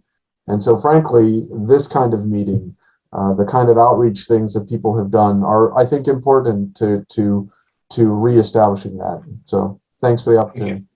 Okay. I will say this. Go ahead. Can I say this real quick? Yes. The research district, the establishment of the research district has done much to give us a lot of focus on research lodges. It gave us a representative at Grand Lodge, but more important is like events like this would probably not be happening as not as in depth with all the research lodges as it probably would had it been beforehand, where we were all separated to different districts. Furthermore, we're getting more attention. I know I'm part of the Virginia Masonic University, and there's already discussions about bringing in the research lodges, talking with the district deputy at some point later in the near future, talking to the district deputy about bringing in some of those papers so they can act as lesson plans as well, and material that can be added to the research to the university should they be agreeable to it. Okay. Okay. So that's in the future though. So. And I'm not going to get through half of these questions. I think so. I'm trying to pick and choose the best ones to ask. Should a research lodge meet in different locations during the year? Now we already know. I'm going to leave Civil War out of this because they already do. That's what they do, and clearly it works. It serves their purpose. But should a research lodge, like say A. Douglas or Virginia Research, should we meet in different locations in order? Because I'll say for me, I live in Virginia Beach. It's a schlep of about an hour, maybe hour and a half, depending on traffic, to get to Richmond. If there's any state troopers present, it clearly takes more than an hour to go that 80 some miles. But point is, for me to go to Richmond has been a difficulty in the past, and I imagine guys in other parts of the state it's even harder to get to Richmond. So, is there value in saying a research lodge is we're going to go and make an effort to go meet, say, in Hampton Roads one time during the year, in Northern Virginia one time during the year, in Charlottesville one time during the year, Western Virginia, just to give people who would not normally drive to Richmond a chance to come out and attend. So I'm going to go around and just ask, do you think would it be a good idea to try meeting in other locations during the year, or have you done that, or is that a good or a bad idea? Andy? I think the answer, at least from our perspective at A. Douglas Smith, is it depends. I think right now, as far as the grand jurisdiction, we have 5 lodges. One of them travels around. The Civil War Lodge does a pretty good job of getting around. But I think as long as with the intent of preserving Masonic history, preserving our Masonic traditions and whatnot, I think there's enough that people have access to research lodges, at least from where we're sitting here. So I think it depends. I think there's some merit in going to places and doing maybe a call communication or something along those lines at another lodge to kind of spread the diversity out a little bit. But overall, I think it's logistically tricky. I think from A. Douglas Smith's perspective and from the type of research and the type of stuff that we do, there's really not too much benefit to it unless we can apply a certain paper to a different lodge. Like if we're doing a project on a certain situation, it might be good for us to travel. But in general, as a matter of routine, I think it just depends on the situation, depends how many lodges we have in the state and how much access the brethren can get to basically a research, I don't say a facility, but a research institution. All right. Brother Parrish, George Washington, what do you think? I've got plenty to say here because I think there's a huge value in switching up locations once or twice a year. Because I remember when I first came in, we meet at Fredericksburg, but as Worshipful Shelby said, we've taken the lodge up to Mount Vernon. We have met, we have had other lodges in Northern Virginia host us. And I think not only does that allow that host lodge to experience a research lodge, it makes it exciting because a lot of us go to the same location, 4 times a year, every Saturday morning or on Saturday mornings, we'll meet at the same location. But switching up, like our trip to Yorktown, it brings an incredible amount of excitement because, we have tours of the battlefield lined up, research specific to the Battle of Yorktown, seeing lodges in Yorktown. Those are new experiences for a lot of the members of our research lodge. And we're opening up that invitation to Blue Lodge groups. And I think there's already a lot of excitement built around it. And I think we're going to have huge benefits from opening the lodge up. But I also did want to thank you, Worshipful Douglas, for what you did. I'm going to have to leave soon. I have a Eastern Star installation to attend. But I want to thank everyone for having this event today. Thank you. All right. I want to tell you an opinion on that. Please. This is just my opinion. I think that the Worshipful Master rules and governs his lodge based on the Methodical Digest, and I see no reason why that the Worshipful Master, if his program was fitting and the brethren that were members of that lodge also saw the validity in moving the lodge to a different location so that it explained the program more easily or it advanced the educational aspect of the lodge to brethren that wouldn't be normally coming out to the lodge wherever they might be, I think that's fine. We moved Peyton Randolph Lodge of Research to Yorktown once. We saw nothing different in the numbers of people that really attended. Maybe 2 or 3 from Yorktown Lodge showed up that Saturday. But we've also seen it die off and attendance at Williamsburg Lodge. Okay. So again, I go back to the fact that what's your program? What are you trying to show, demonstrate, and or support? And does moving to that location do that? I think that's validity in what you're trying to call. That's what I'm looking for. Is there value in it? Keith, you want to weigh in? Should we on occasion admit it elsewhere? Mainly, to me, it's, I'm sorry, to me, it's mainly to interest other Masons who wouldn't normally go to Richmond is kind of how I see it, and get them inspired to come out. But well, to Virginia, as far as Virginia Research Lodge, if you look at our history, on numerous occasions in the first 35 years, we would meet in different places, whether it was Norfolk, Fredericksburg, Williamsburg, Lexington, Virginia, different locations here in the Richmond area. And that sort of has stopped now. And, you know, I really have no problem if the master would like to go somewhere else.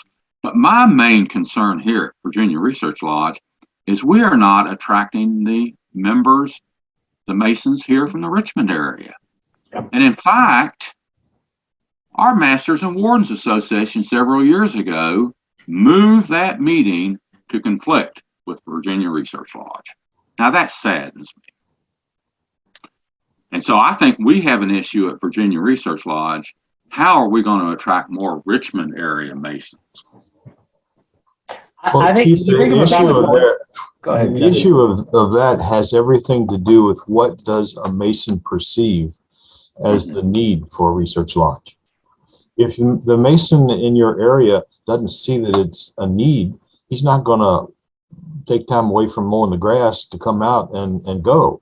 If he does see a need for it, he'll attend. And that's why you see people from out of town. I would concur that we probably have at Peyton Randolph more than half of the people that show up in Williamsburg come at a distance that they have to drive at least 40 minutes to get to the lodge and not just 2 minutes from home.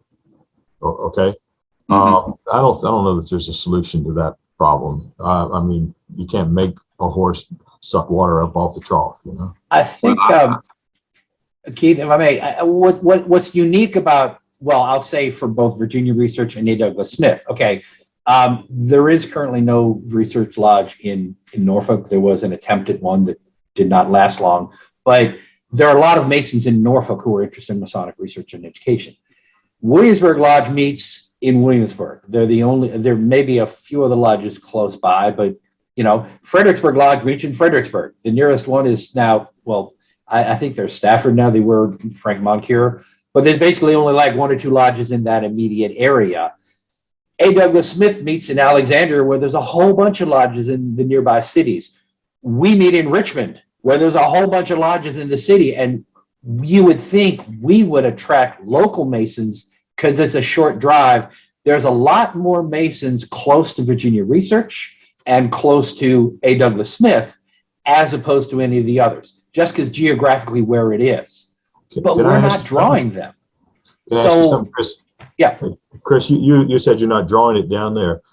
2014, there was dispensation granted for a lodge to be formed at Ocean View Lodge. Yes. Sam Welty and Jerry Fry, I don't remember how many others were really the impetus behind this. It spurred off of Peyton Randolph's use of a table lodge.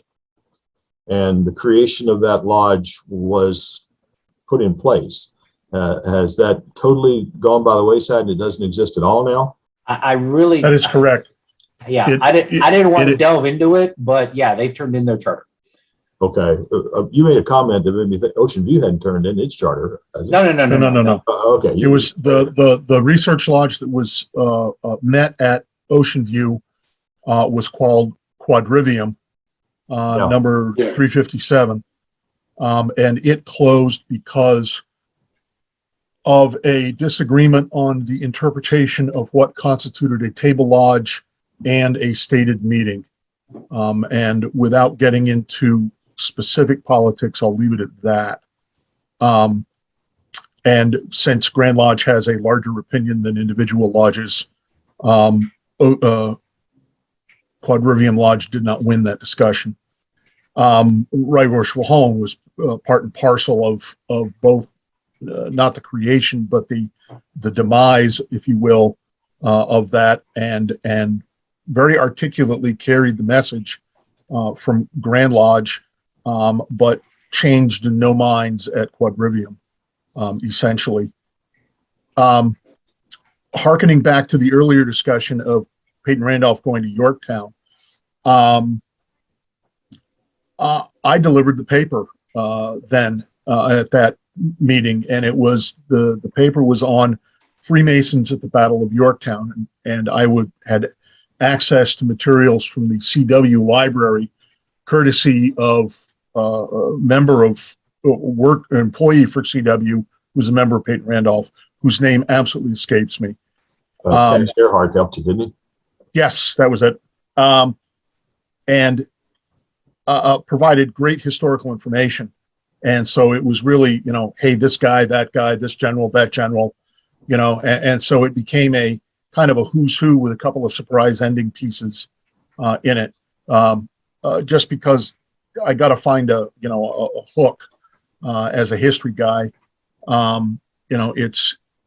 It's important to me to be able to find something that people can walk away with as a something that makes them remember, hey, I remember that because he said this, and that helps them remember all the other pieces that I want them to remember. Hey, Chris, you made a comment about a research lodge not existing in Norfolk. Correct. The only reason why a research lodge doesn't exist in Norfolk is because people down there haven't pulled their minds together to create one. This is true.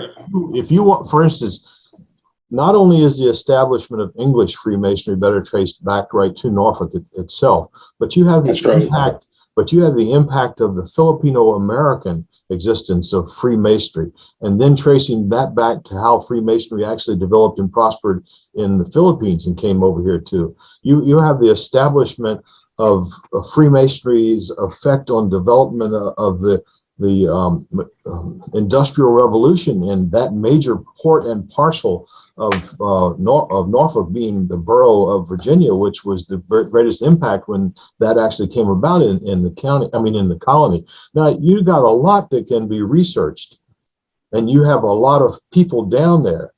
So I just ask you to consider, if that's the case and you have a desire, why don't you promote the idea amongst your brethren in 35 to begin with, and try and get 20 people that want to create a lodge of research and create a lodge of research. We can create lodges of research all year long, every year that we exist, as long as they thrive.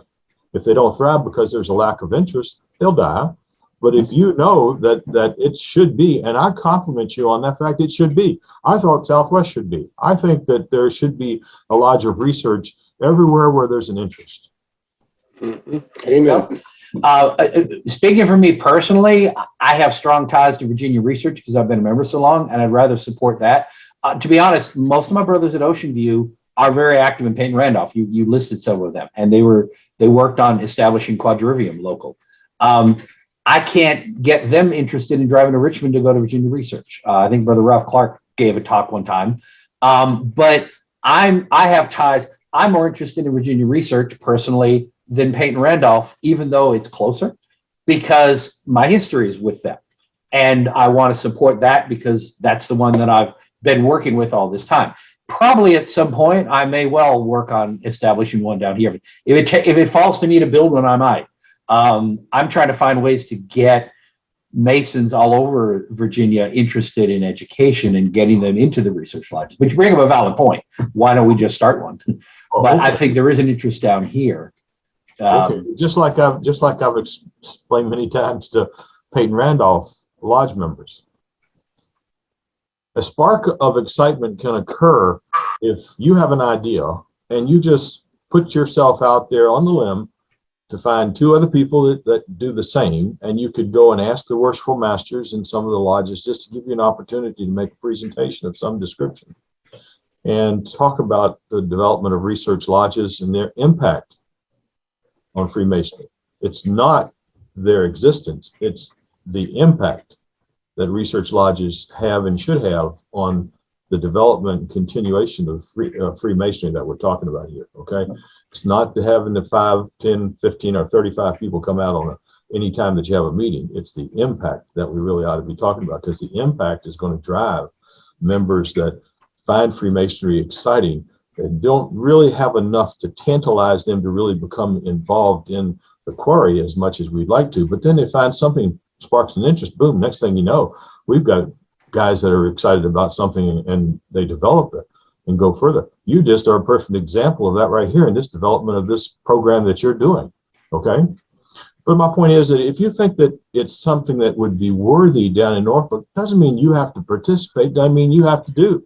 It just means you got to share that idea with somebody that might, right? And I'm very certain our district deputy would be more than pleased to be able to have, in the 3 years that he's going to be district deputy of the research lodges, on his tenure, the development of 3 research lodges. Am I not Yes, I correct? would. I think you've been tasked there, Brian. You've been tasked. Hope springs eternal in the human breast. I will say this, and again, honestly, we like to lean on COVID as an excuse, but it is a valid excuse. I had, I think, 4 different speaking engagements lined up in the spring and summer of 2020, because I had the time to finally get active again and start going out and giving papers. And once you start going out and presenting, you enjoy it, and you're basically kind of selling yourself. I know we don't get paid to do this, but it's kind of like you're your own PR department. I go to a lodge meeting, it's like, well, have you got any education speakers this year? I'd love to come to you. Your master this year? I'd love to come out and give a talk. And I had about 4 different papers or 4 different events lined up, and all of them got canceled because of COVID. So I was getting back in the habit of going out to lodges. But when I speak in a lodge, I don't mention Ocean View. I say, I'm here as a member of Virginia Research Lodge. So I promote it when I can. And we encourage our members who go and give talks, and I assume the rest of you do this as well.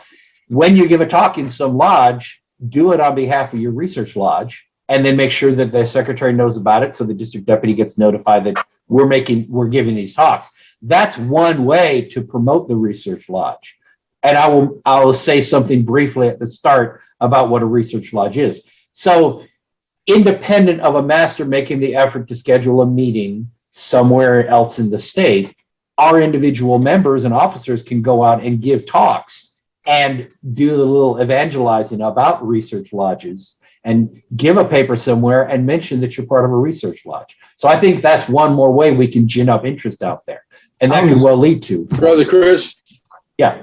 Brother Chris, one of the things that I try to push back about 5 years ago, before there was a research district, was the idea of possibly getting together all the research lodges, have them present something about themselves, and have some kind of symposium that could have been hosted by, like, the Patriot Lodge, which is an academic lodge, and have all the research lodges come together and have a symposium of some sort, or either or an event that's outside of a stated meeting where you can actually invite as many people as you want and do what we're doing right here, just talking about our research lodges and what we do, and give them a little taste of some of the papers that we have. Here's what I suggest. It never went through. Here's what I suggest you do. Sometimes it's just nice to go in the back door to the kitchen, okay?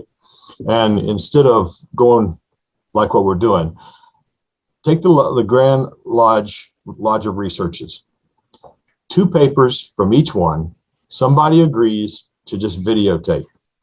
You take the file, you send all the files to Brian. He puts them on thumb drives, okay? I can tell you Peyton Randolph Lodge of Research has the funding to be able to underwrite a bunch of thumb drives. I'm sure the rest of you can too. You take the thumb drives and you come to Grand Lodge, and with the graces of the Grand Master, you ask him to have an opportunity for the Grand Secretary to just ask for a time after convening Grand Lodge and going to refreshment, that all the senior wardens meet with the district deputy of the Lodge of Research. You shake their hands, you greet them, you get to know them, you give them a thumb drive. Brother, on this thumb drive, we have 12 programs that we ask you to consider using in your time or to share with the brethren that follow you in line to share these programs. On each one of those programs, make none of them more than 5 minutes, 10 at the most.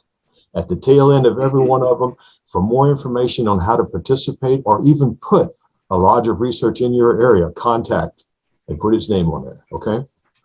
Now, I will guarantee you, like God made little green apples, if you do this, it takes the logistics to do it, but if you do this and you make the senior deacon who's frying his eggs right now worried about what kind of programs, the senior warden, worried about what kind of programs he can put out there that are worthy to his brother, you are at his disposal, and make it so all he's got to do is have a presentation laptop to be able to put that thumb drive in and present it. Man, I want to tell you something, you will elevate the image and the effectiveness of Grand Lodge's lodges of research. There's a program I ask you to consider. I've asked that before. I'll ask it again since you got this open. And what you're doing is you're asking, how do we expand lodges of research? I just gave it to you. Hey, wow, I love that idea. All right, let me say something real quick. I can't tell you how many times I've had people come up to me when they explain what I'm doing, even at Grand Lodge last year or at the district deputy conference last fall, who come up to me and ask a question that in varying degrees of politeness essentially is, why are you? And the vast majority of them are what Chris so politely referred to as Luddites, who think that research is an evil thing that they did in high school and haven't had to do ever since, thank God. And that's the stone wall that I have seen again and again and again. Now, I have another bully pulpit because in addition to this gig, I'm also the district education officer. And so every one of the worshipful masters comes begging for me to swing through and do my usual DEO program. And more recently, it is, well, because I've got the bully pulpit now, I talk about the research lodges and why I'm the district deputy and why I'm extremely glad to be the district deputy and why I got involved with them in the first place. And I'm seeing little inklings of, a spark flowing through a light bulb filament among various people in the lodges. It's not much, but if we do it regularly, it changes. We need to create a new habit. We need to do something different. Classic line, if you want something you don't have, you've got to do something that you aren't doing. Ask the Grand Master, come up with a symposium topic, okay? Ask the Grand Master to give you, during whatever breakout session when committees are meeting, when there's dead time and people are walking around the halls looking for something to do, okay? Ask him to allow your Grand lodges of research to come together in a forum like this with a specific topic. Come up with something that everybody can chime in and discuss on, okay? And have the brethren invited to that room to talk and participate, ask questions, and field this same sort of thing you're doing right here at Grand Lodge. And we're missing the boat, man. It's like that idea. You got people that are coming down there that want something to do. Let them have something to do. I would like to Most say Worshipful Gallaudet is a supporter, as is Right Worshipful Straley. I will make the query. See if we can make something happen. Imagine if over the next decade, just imagine if over the next decade, every Grand Master allowed you to have the little room and 50 guys turned out that didn't know a blessed thing about anything on research, turned out and got a spark of excitement about Freemasonry from this, okay? Wow. May I say one thing about this? Another thing we're failing to do is a lot of research lodges, such as myself, has brethren in other states as well and other countries. What we have been failing to do is we worry so much about doing the paper. We can promote our own papers with those brethren to say, look, if you present this, that gives you credit as well. We'll make sure you get credit for that as well. And you're taking your papers and you're able to present it in other locations because of that. Like We have Worshipful Drzezinski over at Buffalo. We have Bill Turner down in South Carolina. We have Worshipful Rick Day over in Texas. And they present a paper over there. They get credit. We get attention for that. And other brothers would want to come over and become more involved with us. I know the Civil War Research Lodge does an amazing job with having brethren from other states. And when they become a member of the Research Lodge here, they are Virginia Masons just as much. When I was away behind the years, Worshipful Master in 1996, didn't know Jack. Okay. They had this group up in Northern Virginia and Maryland that established this video, okay, on current events of what's going on. And they filmed and they showed everything of what was happening. I got so excited about it. I got the lodge to agree to pay $250 a year to participate in this thing, so we would get a videotape so that I could, at one meeting during the quarter, show them this blip of what's going on, the current items and the things that were happening that were exciting in Freemasonry. Another opportunity for research lodges to do the same.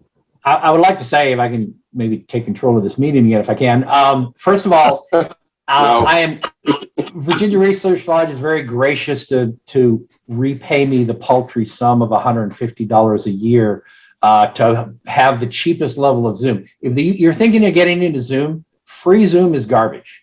But the very first tier of paid Zoom, which is where we are, is $150 a year, and it more than meets all of our requirements.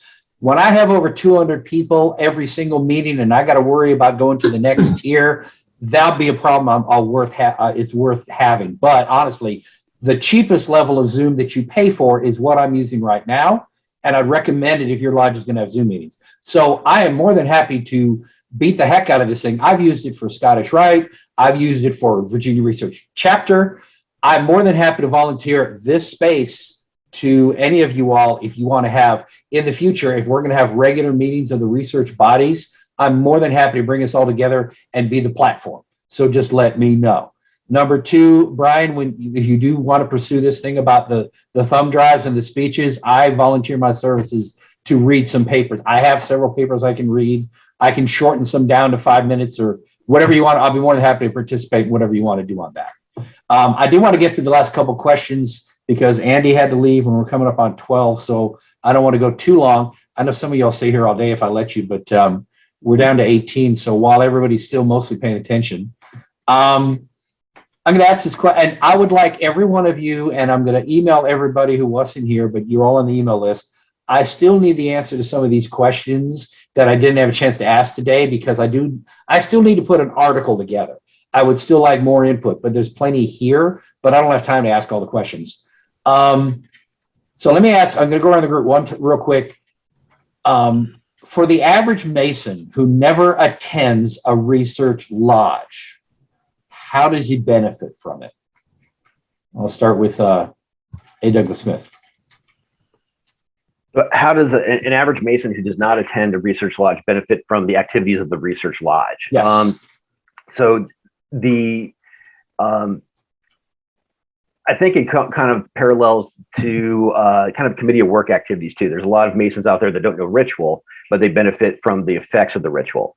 And I think that research falls into the same category. It's just preserving the history and traditions and the background of the institution. And by building that and building upon that foundation, I think there's second and third order effects that kind of oil stain throughout the rest of the lodges.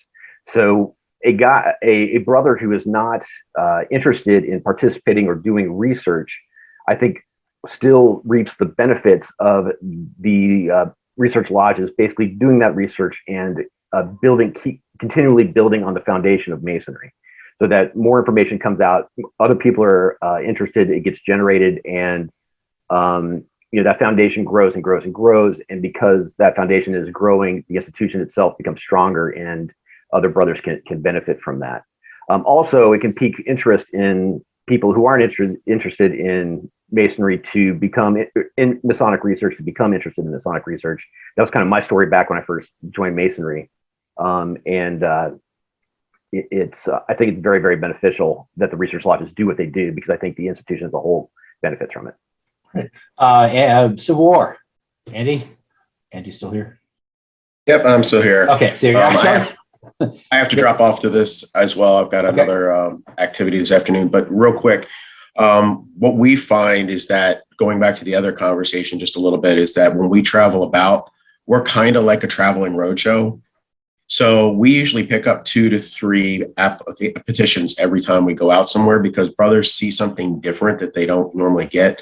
They normally get the presentation during the meeting, or if we call off to make it open, the other folks get to see it as well. But because we travel around, they get to see that camaraderie aspect. They get to hang out with us during lunch. They get to go to like the battlefields. I'm very interested in the Yorktown trip that you're planning right now. And they get to see other aspects of it. And belonging to other research lodges, I belong to Maryland as well, 239. That was one of the suggestions I made to the master after I became part of Civil War is like, our state is only 6 hours long. You can go from Ocean City to Cumberland in 6 hours, move the meeting around. And he started the current master's doing that. And they're starting to notice that uptick of interest.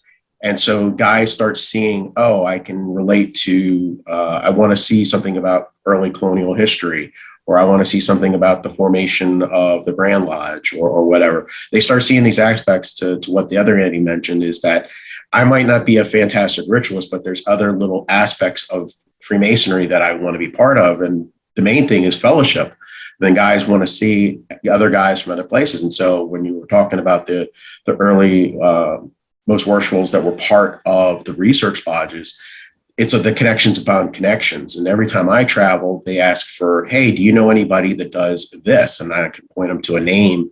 And then all of a sudden they start making those connections, and the lodges at least start making connections, and you see the whole thing just flourish from there.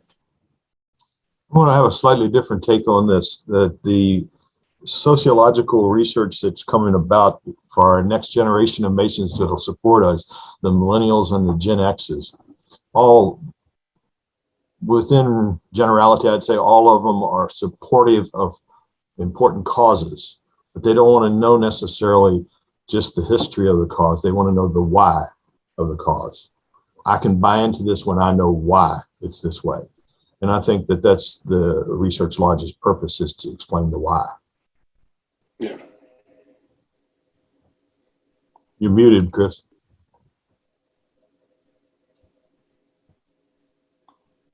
Chris, you're on mute. I'm sorry. Brother Brian, same question. For the average Mason who never attends a research lodge, how does he benefit from it?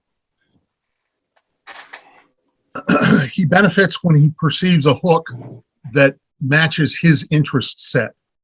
And the problem is similar to what you find in any high school or college classroom. I've taught U.S. history at both levels. And what I have to do is talk until I find a way of explaining things that makes the light bulb go on. And so finding that hook, I'm teaching high school history predominantly right now. And these kids have not had somebody who teaches like I teach literally ever. God bless our public school system with all the difficulties and travails that they have to deal with. But standing up and telling the story of history seems to be a lost art. And I am apparently among the very few who still insist that that's how it needs to be done. And so Freemasons are much the same way. Many of them haven't thought much about historical stuff unless either they personally were involved in it or it was the one story that their high school history teacher told that they liked. And so it's finding the hook, finding a way to say something or present something that makes sense to the individual. And sometimes you get one person in a crowd, and sometimes you'll get 20 people in a crowd. And it all depends on the crowd. And of course, how well you manage to tell the story that time. It is hard work. For those of you, and I know that I'm kind of preaching to the choir to some extent, but for those people who don't get it, come on down and try to teach a high school history class to make sure you really do understand it. It's a fishing expedition. Throw the hook and see which fish it lands next to that they're going to take the hook and go. All right. Keith, same question. This is our last question. And again, I'm sorry, I'll restate the question because I don't think everybody actually answered. I'm going to say it one more time. For the average Mason who never attends a research lodge, how does he benefit from our existence? Well, I think the answers you've already heard are pretty good. I can't really add anything to it, but I do want to take this opportunity before we leave to thank every one of the participants, because I think I have probably learned as much today and it has given me so much to think about. And when I take my walk this afternoon, I'll be thinking about it all the time I'm walking. But I just want to thank everybody. But I really can't add anything. Okay. All right. Then I do appreciate all the panelists attending. I want to try and wrap this up before some of you were saying you had to leave. I think some already snuck out. I do want to say I appreciate all the panelists. I want to ask all of you to help give me some written answers to the questions. You all have the questions to the ones we didn't get to, because I still need to write an article and I'll pull the best pieces from all of it. I do want to announce that our next meeting, and by the way, if this is your first meeting, our Unstated, I appreciate you coming and you're more than welcome. Here's the dirty little secret. Keep that URL. It works for every single one of our meetings since 2020. That tiny URL will work for every meeting. I just made a recurring meeting in Zoom and I just use it. So there's no reason to ask me for a new link every time. It's always that link. And I made the tiny URL so you can remember it. Our April 9th is our next meeting, and I always get the dates wrong. I kept saying March 29th for some reason because there was the 19th and it's the 26th, so I kept messing that up. So I'm looking at my calendar to make sure I'm not saying it wrong. April 9th, 2 weeks from today. Our guest speaker will be Brother Owen Snowden, and here's the title: How the Masons and Knights of the Golden Horn saved the Ark of the Companions. So that should be a most interesting topic, and you are more than welcome to join us. Please visit us on Facebook, join our Facebook group. I'm going to ask Brother Rooster, who is our worshipful master and been sitting here this whole time, if he's listening. It looks like he's on the phone. Rooster, if you want to, he's our worshipful master. I want to give him a chance to at least say hello before we wrap up. You're on mute. You're off mute, but you're not talking. Are you plugged in? Can't hear you.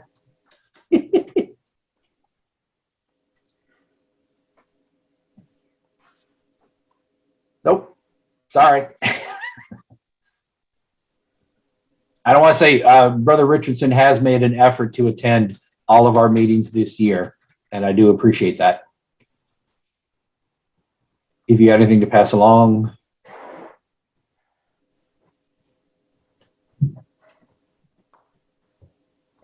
Brewster?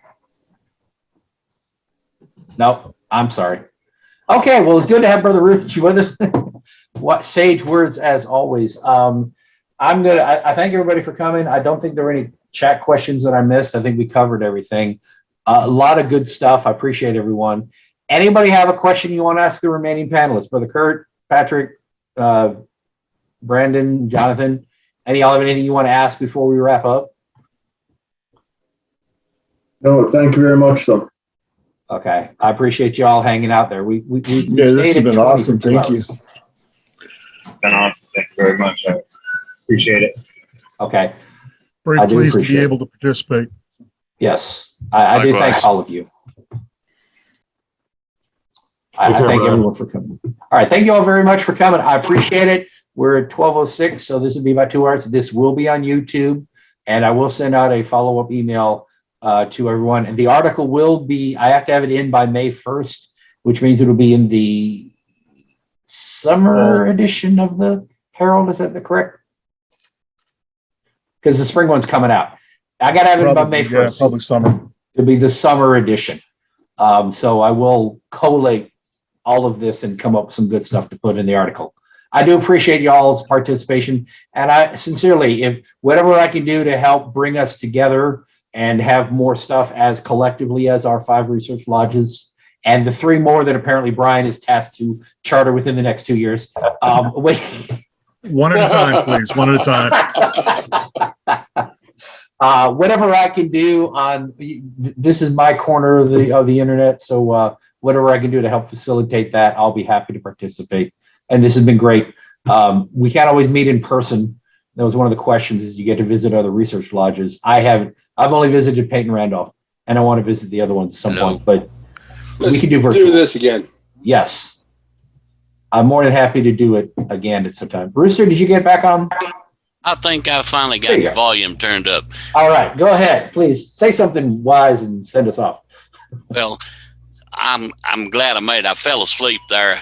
We got snow this morning. I had to take the dog out, and I sort of dozed off here and didn't wake up 15 after. Told my wife I was planning on getting on here earlier. And on this research thing, I'm a new member at it, and I've enjoyed what I'm learning, and if I hadn't been invited to come and see this for myself, I wouldn't know nothing. But I'm learning, and I enjoy viewing everybody and seeing everybody every time I get on here when I can. I enjoy all that. It's a good thing. And once you, as they said here, once you get hooked, you're hooked. All right, thank you. Okay, I'm not going to go any longer. I appreciate everybody coming out. There's still 11 people here. We could probably keep going another half hour. I'm sure all of you would hang out, but I do have to. I'm hungry. It's lunchtime. Yes, it is. So thank you all one more time. I appreciate it, and this is a labor of love. I appreciate all the nice words from everybody, but seriously, I get a lot out of this, and I enjoy being able to use what technical skills I tell my employer I have to use here to benefit masonry. So I enjoy the heck out of it. So good to see you all. Y'all take care. Have a good weekend, and I'll see you all somewhere soon. Thank you, Chris. Thank you. Thank you. Take care.